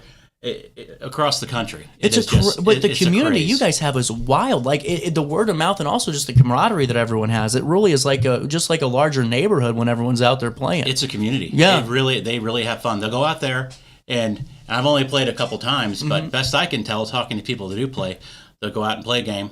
They'll come off and get a drink of water. They'll talk for a few minutes. Okay, hey, let's go back out and play again. Mm-hmm. It's really a great way to stay active and to be socially active as well as getting some exercise. 100%. And now, when is registration still open? Yeah, it's open right now, and it's going to be open until I haven't set the date when it's going to close. We're gonna see, but we've got some time. So if obviously, if anyone's interested, please go ahead and you can call our office 618-466-1483. You can find us on Facebook, but you'll just need to contact us. And we can get you registered. This is fantastic. And also, there's really a lot of great details just on the pickleball court. Like, I just did a quick Google search while you're talking, and, there's just so many websites for just this, to find pickleball courts and to find new courts around the country. It's wild, called Pickleheads. Yeah, no, that's good. I mean, wow. That is a really cool feature, especially if you're in an area or I want to try pickleball. I'm completely new to it. Yeah. Where do I even go? You can look it up. Oh, here, there's some courts here. Well, and what a great thing for families to do as the weather turns over. I mean, really, especially if you're couples out there, even if it's a mom, dad, mom, son, or you name it, mom, daughter, dad, son combination. Go out there and have fun doing this. Yeah, I've seen some husbands and wives doing it. They might. And I think they're all still together. They might. I can only imagine how bad my wife and I would fight on a pickleball court. Oh my goodness! I'm telling you, I did racquetball with my dad for a few days, and then it ended when I smacked him right in the back of the head with one of those balls, and that was it. So I don't know how pickleball would go. Oh, you shouldn't have been standing there. That's right. Thank you very much. So the idea comes together, and what I think is cool is that you guys are still collaborating with CEO and making sure theirs is going on, and really that's why. I mean, you were here today because of this one, but they had one too. So you said more the merrier. Let's go ahead and promote both. I tell you, like I said, I had reached out to you about coming on the show to promote our event, and I mean within minutes, I get contacted by Riverbend CEO about their tournament, and I talked to my boss about it, Mayor Mike McCormick, and he was just thrilled. He said, absolutely. We're going to promote that. We're going to help them do that. And you were so accommodating, I just told them to come down here, and you made it work. But those kids were fantastic. Well, it's really cool, though, that you guys are collaborating with groups like this with their pickleball tournaments and still doing your own thing, because sometimes municipalities kind of get in this hunch where it's like, well, if we can do it, let's just do it and work with us.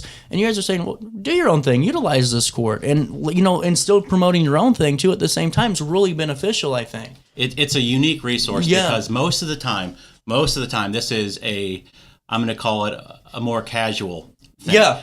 People will show up. They have their own schedules. They work it out. When are we all going to go out there and play? Okay, this is what we're going to do. And they kind of self-govern themselves. Who's playing who. They keep track of, I guess, their own internal rankings. Yeah. But at the same time, when we want to do an event, we can. And an outside organizations want to host a tournament. Absolutely. That's a huge reason why they're there. And most of the time, it's a fundraiser for a very good cause. Well, and I think it's so cool because those folks are out there for hours on the pickleball courts anyway. So when you have these tournaments, it's just an extra opportunity to do something a little bit more that day instead of maybe just more of a leisurely, play style too. Yeah. Really cool. Yeah, absolutely. You can still go out there. You don't got to do it if you don't want to. But if you want to try your luck at a tournament, I think there's a lot of opportunities, especially if you look around. Let's just talk about the Riverbend area. Yeah. There's going to be some in Alton. There's going to be some in Edwardsville, Jerseyville, Wood River, Godfrey. Obviously, the larger communities, maybe down south, O'Fallon, Columbia. There's courts everywhere. Everyone's having a tournament, so there's ample opportunity to participate. It's really neat. It really is. Now, is registration at 8, or is that when the first match starts? No, so that's when matches are going to start. Okay, now do we need to be there an hour early for registration or anything like that, or? No, I would hope you sign up early. Okay. If you show up that day, I'll do my best to get you in. That makes sense. Okay, so there's no same day registration.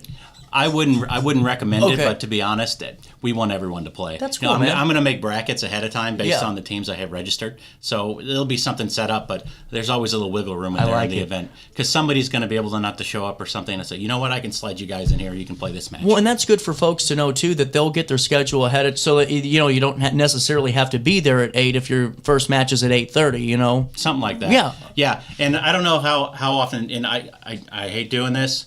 I always go back to my tennis career, my former life, a long time ago, and I weighed a lot less when I was younger. But tennis tournament, you'd have, this is when we start, and if you weren't playing in the first round, you kind of had to make sure you got there early enough because you needed to be there to start that next match. That makes sense. Because if you were supposed to play someone in the second round, let's say you got a bye, but that match only took an hour, because they could take 2 hours, 30 minutes. It just depends. So I would encourage people to go ahead and just plan on being flexible. Make it a day out of it. And I think a lot of folks will just come out there and spend the morning out there. It'll be fun. We get food out there. You can sit around, socialize. There's a pavilion you can sit under. I'll be set up under there trying to keep track of everything. So it's going to be a lot of fun. Really cool. And now the corn maze is getting ready to start too. And that's what? When does that start? Our first day is Friday, September 19th. Man, that is wild to me that we're all there. Now, are you all good on hiring for corn cops and all that fun stuff? We got a lot of good kids this year. Cool, man. And the theme of the maze is Minions. Nice. From Despicable Me. So I may have been outranked or outvoted here by some of my staff, which I don't think that makes sense, but that's okay. I want to call them all Minions. That'd be fun, man. Yeah. So how do you guys get the theme? Honestly, we work with this company. It's called The Maze, funny enough. But they have a lot of different options for us. So we'll go through and look at what's popular and what we can do and make sure we didn't do it before, because it's been going a long time. And people will let you know that you did this before. Oh, they will. So what time is the maze open on the 19th? So it's going to be open starting the 19th every Friday, Saturday, and Sunday. Friday evening it'll be open at 6 o'clock until 10 p.m. Saturday opens at 11 a.m. and runs till 10 p.m. And then Sunday it's open from noon to 6.